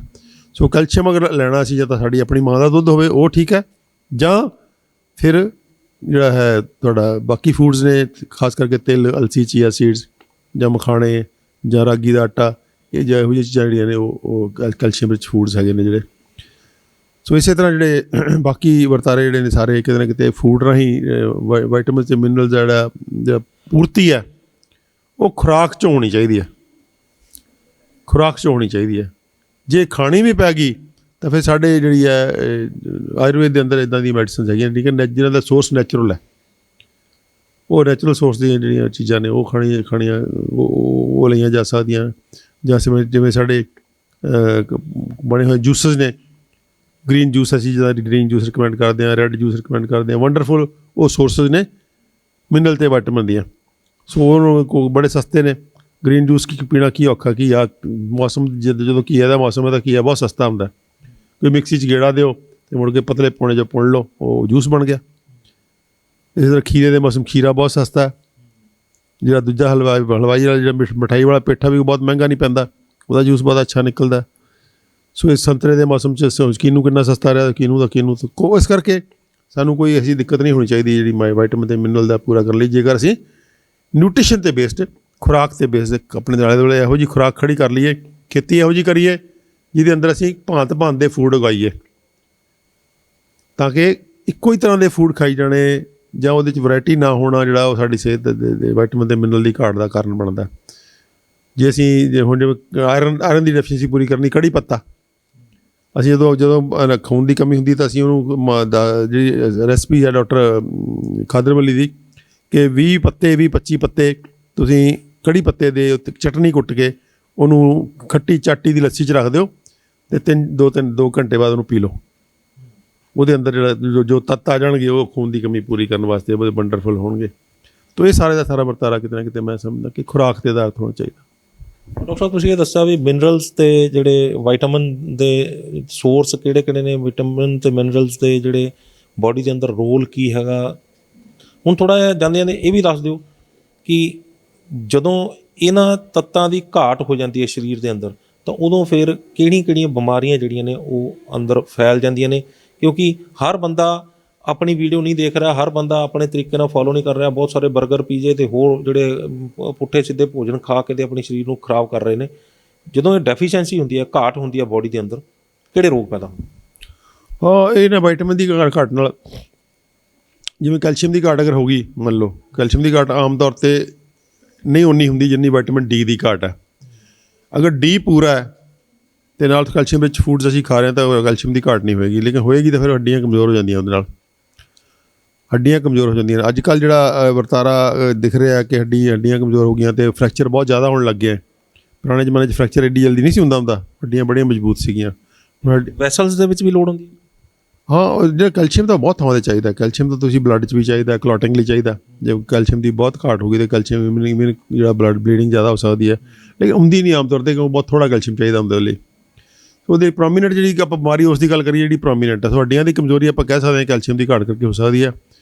ਉਸ ਤੋਂ ਬਾਅਦ ਤੁਹਾਡਾ ਜਿਹੜੀ ਹੈਗੀ ਵਿਟਾਮਿਨ ਏ ਦੀ ਘਾਟ ਹੋਊਗੀ ਤਾਂ ਅੱਖਾਂ ਦੀ ਨਿਗਾਹ ਜਿਹੜੀ ਆ, ਨਿਗਾਹ 'ਤੇ ਅਸਰ ਪਊਗਾ ਉਹਦਾ, ਬਾਕੀ ਐਪੀਥੀਲੀਅਮ 'ਤੇ ਅਸਰ ਪਊਗਾ, ਜਿਹੜੀ ਐਪੀਥੀਲੀਅਮ ਦੀ ਹੈਲਥ ਹੈ। ਸਿਮਿਲਰਲੀ ਈ ਦੀ ਘਾਟ ਹੈ, ਤੁਹਾਡੇ ਰਿਪਰੋਡਕਟਿਵ ਸਿਸਟਮ ਦੀ, ਹਾਰਟ ਦੀ ਹੈਲਥ ਦੇ ਉੱਪਰ ਅਸਰ ਪਊਗਾ। ਕੈਂਸਰਸ ਹੋਣ ਦੇ ਜਿਹੜੇ ਚਾਂਸਸ ਵੱਧ ਜਾਂਦੇ ਆ। ਤਾਂ ਇਹ ਵਿਟਾਮਿਨ ਈ ਦੀ ਹੈ। ਅਤੇ ਉਸ ਤੋਂ ਇਲਾਵਾ B1 ਦੇ ਨਰਵਸ ਵਾਸਤੇ ਹੈ। ਜੇ B1 ਤੁਹਾਡਾ ਵੀਕ ਹੋ ਗਿਆ, ਤੁਹਾਨੂੰ ਨਿਊਰੋਪੈਥੀ ਹੋ ਜਾਏਗੀ, ਨਰਵਸ ਕਮਜ਼ੋਰ ਹੋ ਜਾਣਗੀਆਂ। ਹਾਂ, B12 ਜਿਹੜੀ ਹੈ ਤੁਹਾਡੇ ਖਾਣੇ ਹਜਮ ਕਰਨ ਲਈ ਬਹੁਤ ਜ਼ਰੂਰੀ ਹੈ। B3 ਵੀ ਜ਼ਰੂਰੀ ਹੈ। B6 ਵੀ ਤੁਹਾਡੀ ਜਿਹੜੀ ਨਰਵਸ ਵਾਸਤੇ ਜ਼ਰੂਰੀ, ਨਰਵਸ ਸਿਸਟਮ ਲਈ। B ਵਿਟਾਮਿਨ ਜਿਹੜੇ ਨੇ ਇਹ ਨਰਵਸ ਸਿਸਟਮ ਲਈ ਬਹੁਤ ਜ਼ਰੂਰੀ ਹੁੰਦੇ ਆ ਅਤੇ ਖਾਣਾ ਹਜਮ ਕਰਨ ਲਈ। ਖਾਣਾ B ਵਿਟਾਮਿਨ ਜਿਹੜਾ ਹੈ ਸਾਰਾ ਹੀ B1 ਤੋਂ ਲੈ ਕੇ B12 ਤੱਕ, ਇਹਦੀ ਮੌਜੂਦਗੀ ਖਾਣੇ ਨੂੰ ਹਜਮ ਕਰਨ ਤੋਂ ਲੈ ਕੇ ਖਾਣੇ ਨੂੰ ਬਾਡੀ 'ਚ ਵਰਤਣ ਤੱਕ ਬਹੁਤ ਜ਼ਰੂਰੀ ਹੈ। ਜਿਹਨਾਂ ਦੀ ਘਾਟ ਹੋਏਗੀ ਤਾਂ ਖਾਣਾ ਹਜਮ ਵੀ ਠੀਕ ਨਹੀਂ ਹੋਏਗਾ ਅਤੇ ਅੱਗੇ ਵਰਤਿਆ ਵੀ ਠੀਕ ਨਹੀਂ ਜਾਏਗਾ। ਤਾਂ ਇਹ ਕਿਤੇ ਨਾ ਕਿਤੇ ਜਿਹੜੀ B12 ਦੀ ਹੋ ਗਈ। ਸੀ ਦੀ ਸਾਰੀ ਐਪੀਥੀਲੀਅਮ ਜਿੰਨੀ ਹੈ ਸਾਡੀ ਬਾਡੀ ਦੇ ਅੰਦਰ, ਸਾਰੀ ਝਿੱਲੀ ਹੈ, ਨੱਕ ਤੋਂ ਲੈ ਕੇ ਸਾਰੇ ਸਾਹ ਪ੍ਰਣਾਲੀ ਦੇ ਅੰਦਰ ਕਿੰਨੀ ਬਹੁਤ ਵੱਡੀ ਏਰੀਆ ਝਿੱਲੀ ਦਾ। ਫਿਰ ਖੂਨ ਦੀਆਂ ਨਾੜਾਂ ਦੇ ਅੰਦਰ ਲੱਖ ਕਿਲੋਮੀਟਰ ਖੂਨ ਦੀ ਨਾੜਾਂ ਨੇ ਸਾਡੇ ਅੰਦਰ, ਉਹਦੀ ਸਾਰੀ ਅੰਦਰ ਝਿੱਲੀ ਆ। ਸੋ ਝਿੱਲੀ ਸਾਡੀ ਜਿਹੜੀ ਹੁੰਦੀ ਹੈ ਕਿੱਥੇ ਆ? ਜਿੱਥੇ ਅਸੀਂ ਆਕਸੀਜਨ ਲੈਣੀ ਹੈ ਉਹਦੀ ਝਿੱਲੀ ਵਾਲਾ ਏਰੀਆ, ਫੂਡ ਖਾਣਾ ਹੈ ਉਹ ਝਿੱਲੀ ਵਾਲਾ ਸਾਰਾ ਏਰੀਆ, ਅੱਗੇ ਖੂਨ ਦੀਆਂ ਨਾੜਾਂ ਨੇ ਸਾਰੀਆਂ। ਹਾਂ, ਤਾਂ ਝਿੱਲੀ ਜਿਹੜੀ ਹੈ ਇਹਦੀ ਹੈਲਥ ਵਾਸਤੇ ਵਿਟਾਮਿਨ ਸੀ ਬੇਹੱਦ ਜ਼ਰੂਰੀ ਹੈ। ਵਿਟਾਮਿਨ ਸੀ ਜਿਹੜਾ, ਸੋ ਇੱਦਾਂ ਵਿਟਾਮਿਨ ਕੇ ਹੈ ਬਲੱਡ ਦੇ ਵਾਸਤੇ, ਕਲੌਟਿੰਗ ਵਾਸਤੇ ਜ਼ਰੂਰੀ ਹੈ। ਕਲੌਟਿੰਗ ਜ਼ਿਆਦਾ ਹੋਣ ਲੱਗ ਜਾਂਦੀ ਹੈ ਤਾਂ ਵਿਟਾਮਿਨ ਕੇ ਜ਼ਰੂਰੀ ਹੈ। ਤਾਂ ਇਹ ਜਿਹੜੇ ਵਿਟਾਮਿਨ ਮਿਨਰਲ 'ਚੋਂ ਜ਼ਿੰਕ ਜਿਹੜਾ ਹੈ, ਉਹ ਜ਼ਿੰਕ ਇਮਿਊਨਿਟੀ ਵਾਸਤੇ ਬਹੁਤ ਜ਼ਰੂਰੀ ਹੈ। ਜ਼ਿੰਕ ਜੇ ਇਮਿਊਨਿਟੀ ਲੋ ਹੈ, ਜ਼ਿੰਕ ਦਿੰਦੇ ਹਾਂ ਦਵਾਈ ਦੇ ਤੌਰ 'ਤੇ। ਜ਼ਿੰਕ ਜਿਹੜਾ, ਕ੍ਰੋਮੀਅਮ ਜਿਹੜਾ ਸ਼ੂਗਰ ਕਰਨ 'ਚ ਕ੍ਰੋਮੀਅਮ ਡੈਫੀਸ਼ੀਐਂਸੀ ਜਿਹੜੀ ਹੈ ਉਹ ਕਰਦੀ ਹੈ, ਰੋਲ ਪਲੇ ਕਰਦੀ ਹੈ। ਸੈਲੀਨੀਅਮ ਜਿਹੜੀ ਡੈਫੀਸ਼ੀਐਂਸੀ ਹੈ ਉਹ ਕੈਂਸਰ 'ਚ ਆਪਣਾ ਰੋਲ ਪਲੇ ਕਰਦੀ ਹੈ।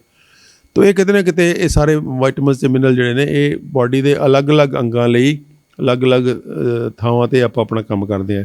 ਜਦੋਂ ਹੀ ਘਾਟ ਹੁੰਦੀ ਹੈ ਤਾਂ ਇਹਨਾਂ ਦੀ ਬਿਮਾਰੀ ਫਿਰ ਜਿਹੜੀ ਉਹ ਝਲਕਦੀ ਕਿਤੇ ਨਾ ਕਿਤੇ, ਕਿਸੇ ਨਾ ਕਿਸੇ ਰੂਪ 'ਚ। ਅਤੇ ਵਿਟਾਮਿਨ ਮਿਨਰਲਸ ਇਹ ਦੋਨੋਂ ਜਦੋਂ ਲੈ ਲੈਂਦੇ ਨੇ, ਕੀ ਇਹਦੇ 'ਚ ਹੁਣ ਥੋੜ੍ਹੀ ਇਹ ਵੀ ਦੱਸ ਦਿਓ ਥੋੜ੍ਹਾ ਜਿਹਾ ਵੀ ਕਿਹਨਾਂ ਲੋਕਾਂ ਨੂੰ ਇਹਦੀ ਰਿਕੁਆਇਰਮੈਂਟ ਜ਼ਿਆਦਾ ਹੁੰਦੀ ਹੈ ਵਿਟਾਮਿਨ ਅਤੇ ਮਿਨਰਲਸ? ਕਿਉਂਕਿ ਬੱਚਾ ਹੈ, ਉਹਨੂੰ ਗਰੋ ਕਰਨੀ ਹੈ, ਬਜ਼ੁਰਗ ਹੈ, ਜਵਾਨ ਹੈ, ਇਹਦੇ ਕਿਹਨਾਂ ਲੋਕਾਂ ਦੇ ਵਿੱਚ ਇਹਨਾਂ ਚੀਜ਼ਾਂ ਦੇ ਵਿੱਚ ਇਹਦੀ ਰਿਕੁਆਇਰਮੈਂਟ ਜ਼ਿਆਦਾ ਹੁੰਦੀ? ਵੈਸੇ ਤਾਂ ਰਿਕੁਆਇਰਮੈਂਟ ਤਕਰੀਬਨ ਬਹੁਤ ਜ਼ਿਆਦਾ ਫਰਕ ਨਹੀਂ ਪੈਂਦਾ, ਬਸ ਇੱਕ ਵੀ ਗਰੋਇੰਗ ਬੱਚਿਆਂ 'ਚ ਜ਼ਿਆਦਾ ਹੋਊਗੀ। ਮਾਂ ਦੇ ਪ੍ਰੈਗਨੈਂਟ ਔਰਤ ਹੈ ਉਹਨੂੰ ਸਭ ਤੋਂ ਜ਼ਿਆਦਾ ਹੋਏਗੀ, ਸਭ ਤੋਂ ਜ਼ਿਆਦਾ ਲੋੜ ਪਊਗੀ ਮਾਂ ਦੇ ਪੇਟ 'ਚ। 9 ਕਿਲੋ ਦਾ ਬੱਚਾ 9 ਮਹੀਨੇ 2.5-3 ਕਿਲੋ ਦਾ ਬੱਚਾ 9 ਮਹੀਨੇ 'ਚ ਬਣਨਾ। ਤਾਂ ਸਾਰੇ ਜਿਹੜੇ ਨਵੇਂ ਸੈੱਲ ਬਣਨੇ ਆ, ਨਵਾਂ ਸਟਰਕਚਰ ਖੜਾ ਹੋ ਰਿਹਾ, ਨਵਾਂ ਬੱਚਾ ਇਨਸਾਨ ਪੈਦਾ ਹੋ ਰਿਹਾ, ਤਾਂ ਉਹਨੂੰ ਸਾਰਾ ਕੁਛ ਚਾਹੀਦਾ। ਸੋ ਉਹਦੀ ਖੁਰਾਕ ਲਗਭਗ 30-40% ਉਹਦੀ ਰਿਕੁਆਇਰਮੈਂਟ ਵੱਧ ਜਾਂਦੀ ਹੈ।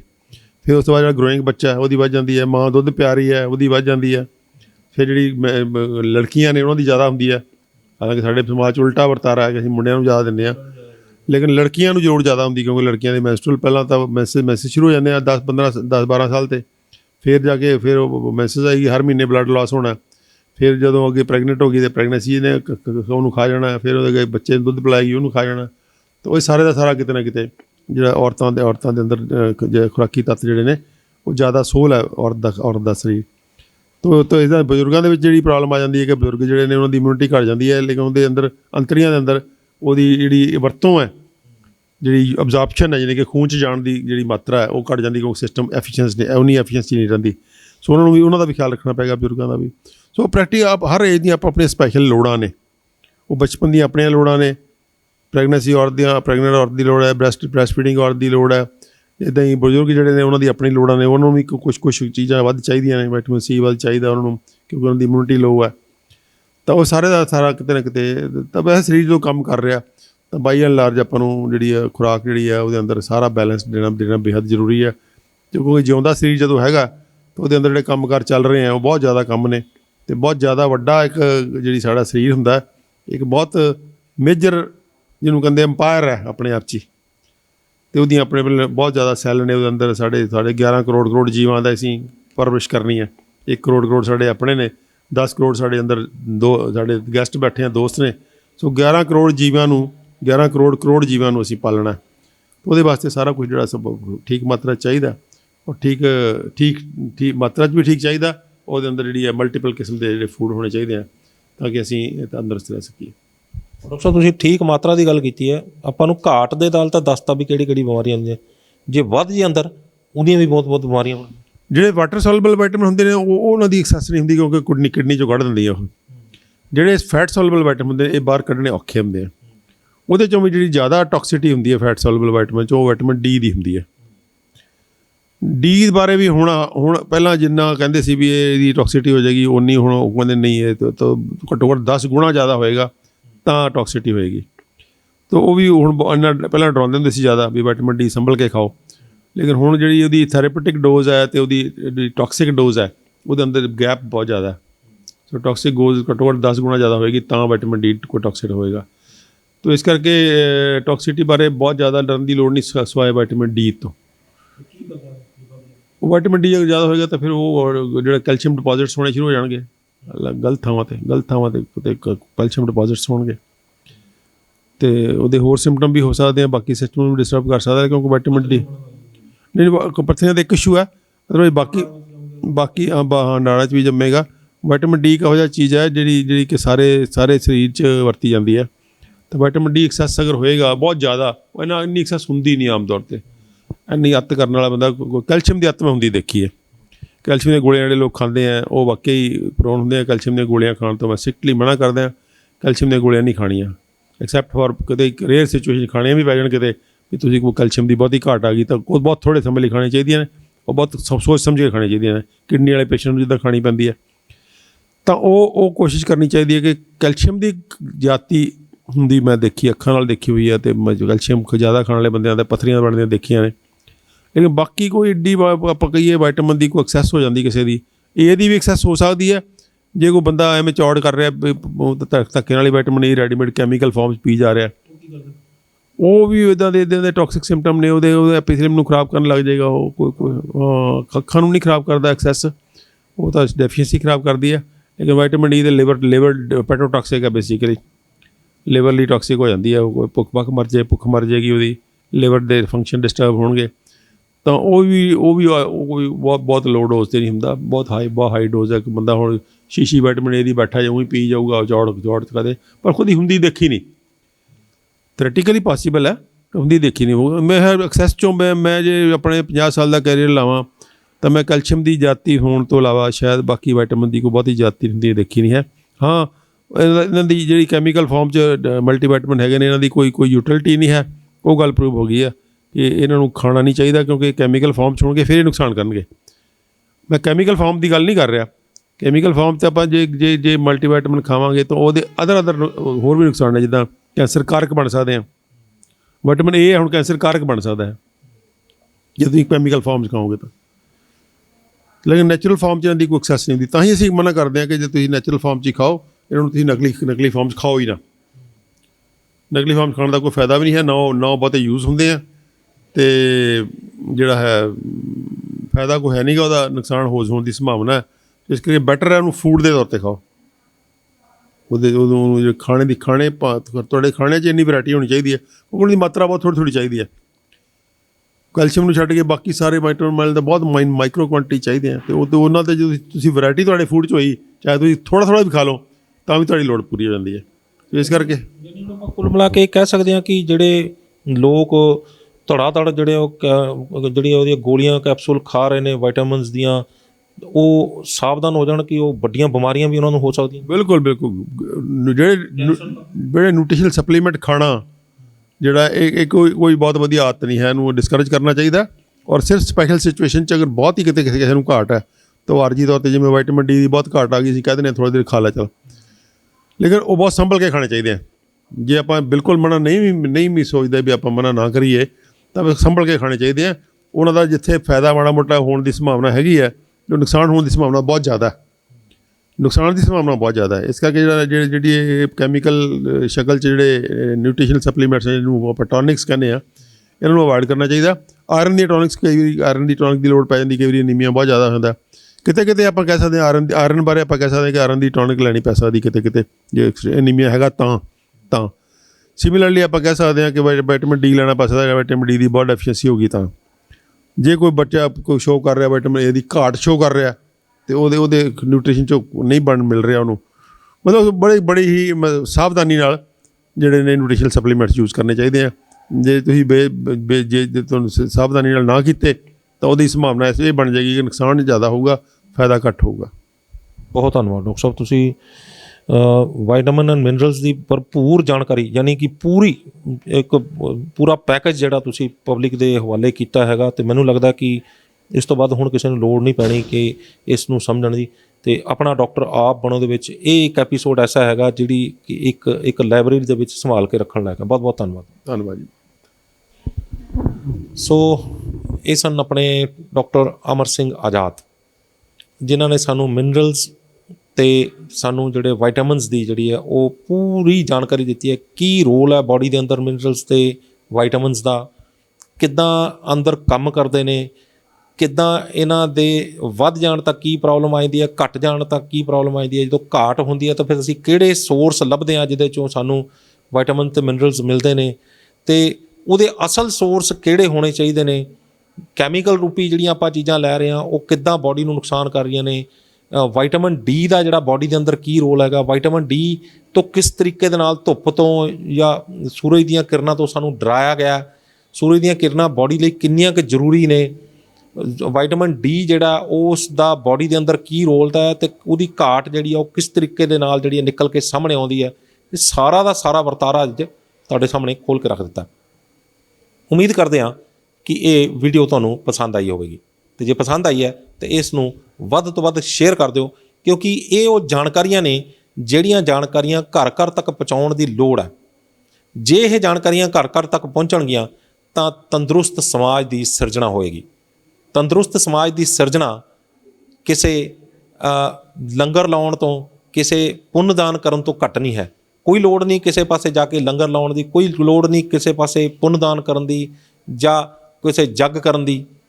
ਬਹੁਤ ਜ਼ਿਆਦਾ ਲੋੜ ਹੈ ਅੱਜ ਤੰਦਰੁਸਤ ਸਮਾਜ ਦੀ ਸਿਰਜਣਾ ਕਰਨ ਦੀ, ਕਿਉਂਕਿ ਇੱਕ ਕਹਿੰਦੇ ਨਾ ਕਿਸੇ ਰੋਂਦੇ ਨੂੰ ਹਸਾਇਆ ਹੀ ਤਾਂ ਦੱਸ ਖਾਂ। ਆਪਾਂ ਕਦੇ ਕਿਸੇ ਰੋਂਦੇ ਨੂੰ ਹਸਾਇਆ, ਅਤੇ ਜੇ ਆਪਾਂ ਕਿਸੇ ਰੋਂਦੇ ਨੂੰ ਹਸਾ ਦਿੰਦੇ ਹਾਂ ਤਾਂ ਉਹਦੇ ਵਰਗਾ ਪੁੰਨ ਜਿਹੜਾ ਧਰਤੀ ਦੇ ਉੱਤੇ ਕੋਈ ਨਹੀਂ ਹੋਏਗਾ। ਅਤੇ ਜਿਹੜੀਆਂ ਆਪਾਂ ਇਹ ਵੀਡੀਓ ਸ਼ੇਅਰ ਕਰਦੇ ਹਾਂ ਉਸ ਨਾਲ ਲੋਕੀ ਆਪਣਾ ਇਲਾਜ ਖੁਦ ਕਰਕੇ, ਸਮਝ ਕੇ, ਜਾਂ ਫਿਰ ਆਪਣੇ ਅੰਦਰ ਆ ਰਹੀਆਂ ਘਾਟਾਂ ਨੂੰ ਪੂਰਾ ਕਰਕੇ ਆਪਣੀਆਂ ਬਿਮਾਰੀਆਂ ਦੂਰ ਕਰ ਲੈਂਦੇ ਨੇ, ਤੰਦਰੁਸਤ ਹੁੰਦੇ ਨੇ। ਅਤੇ ਇਹ ਜਿਹੜਾ ਪੁੰਨਦਾਨ ਤੋਂ ਘੱਟ ਨਹੀਂ ਹੈ। ਉਮੀਦ ਕਰਦੇ ਹਾਂ ਕਿ ਇਸ ਵੀਡੀਓ ਨੂੰ ਵੀ ਤੁਸੀਂ ਵੱਧ ਤੋਂ ਵੱਧ ਸ਼ੇਅਰ ਕਰੋਗੇ ਅਤੇ ਸਾਡੇ ਚੈਨਲ ਨੂੰ ਵੀ ਸਬਸਕ੍ਰਾਈਬ ਕਰਨਾ ਨਹੀਂ ਭੁੱਲੋਗੇ। ਅਗਲੀ ਵਾਰ ਫੇਰ ਆ ਜਾਵਾਂਗੇ ਇੱਕ ਨਵੇਂ ਮੁੱਦੇ, ਇੱਕ ਨਵੇਂ ਮਹਿਮਾਨ ਦੇ ਨਾਲ। ਉਦੋਂ ਤੱਕ ਮੈਨੂੰ ਦਿਓ ਇਜਾਜ਼ਤ। ਧੰਨਵਾਦ।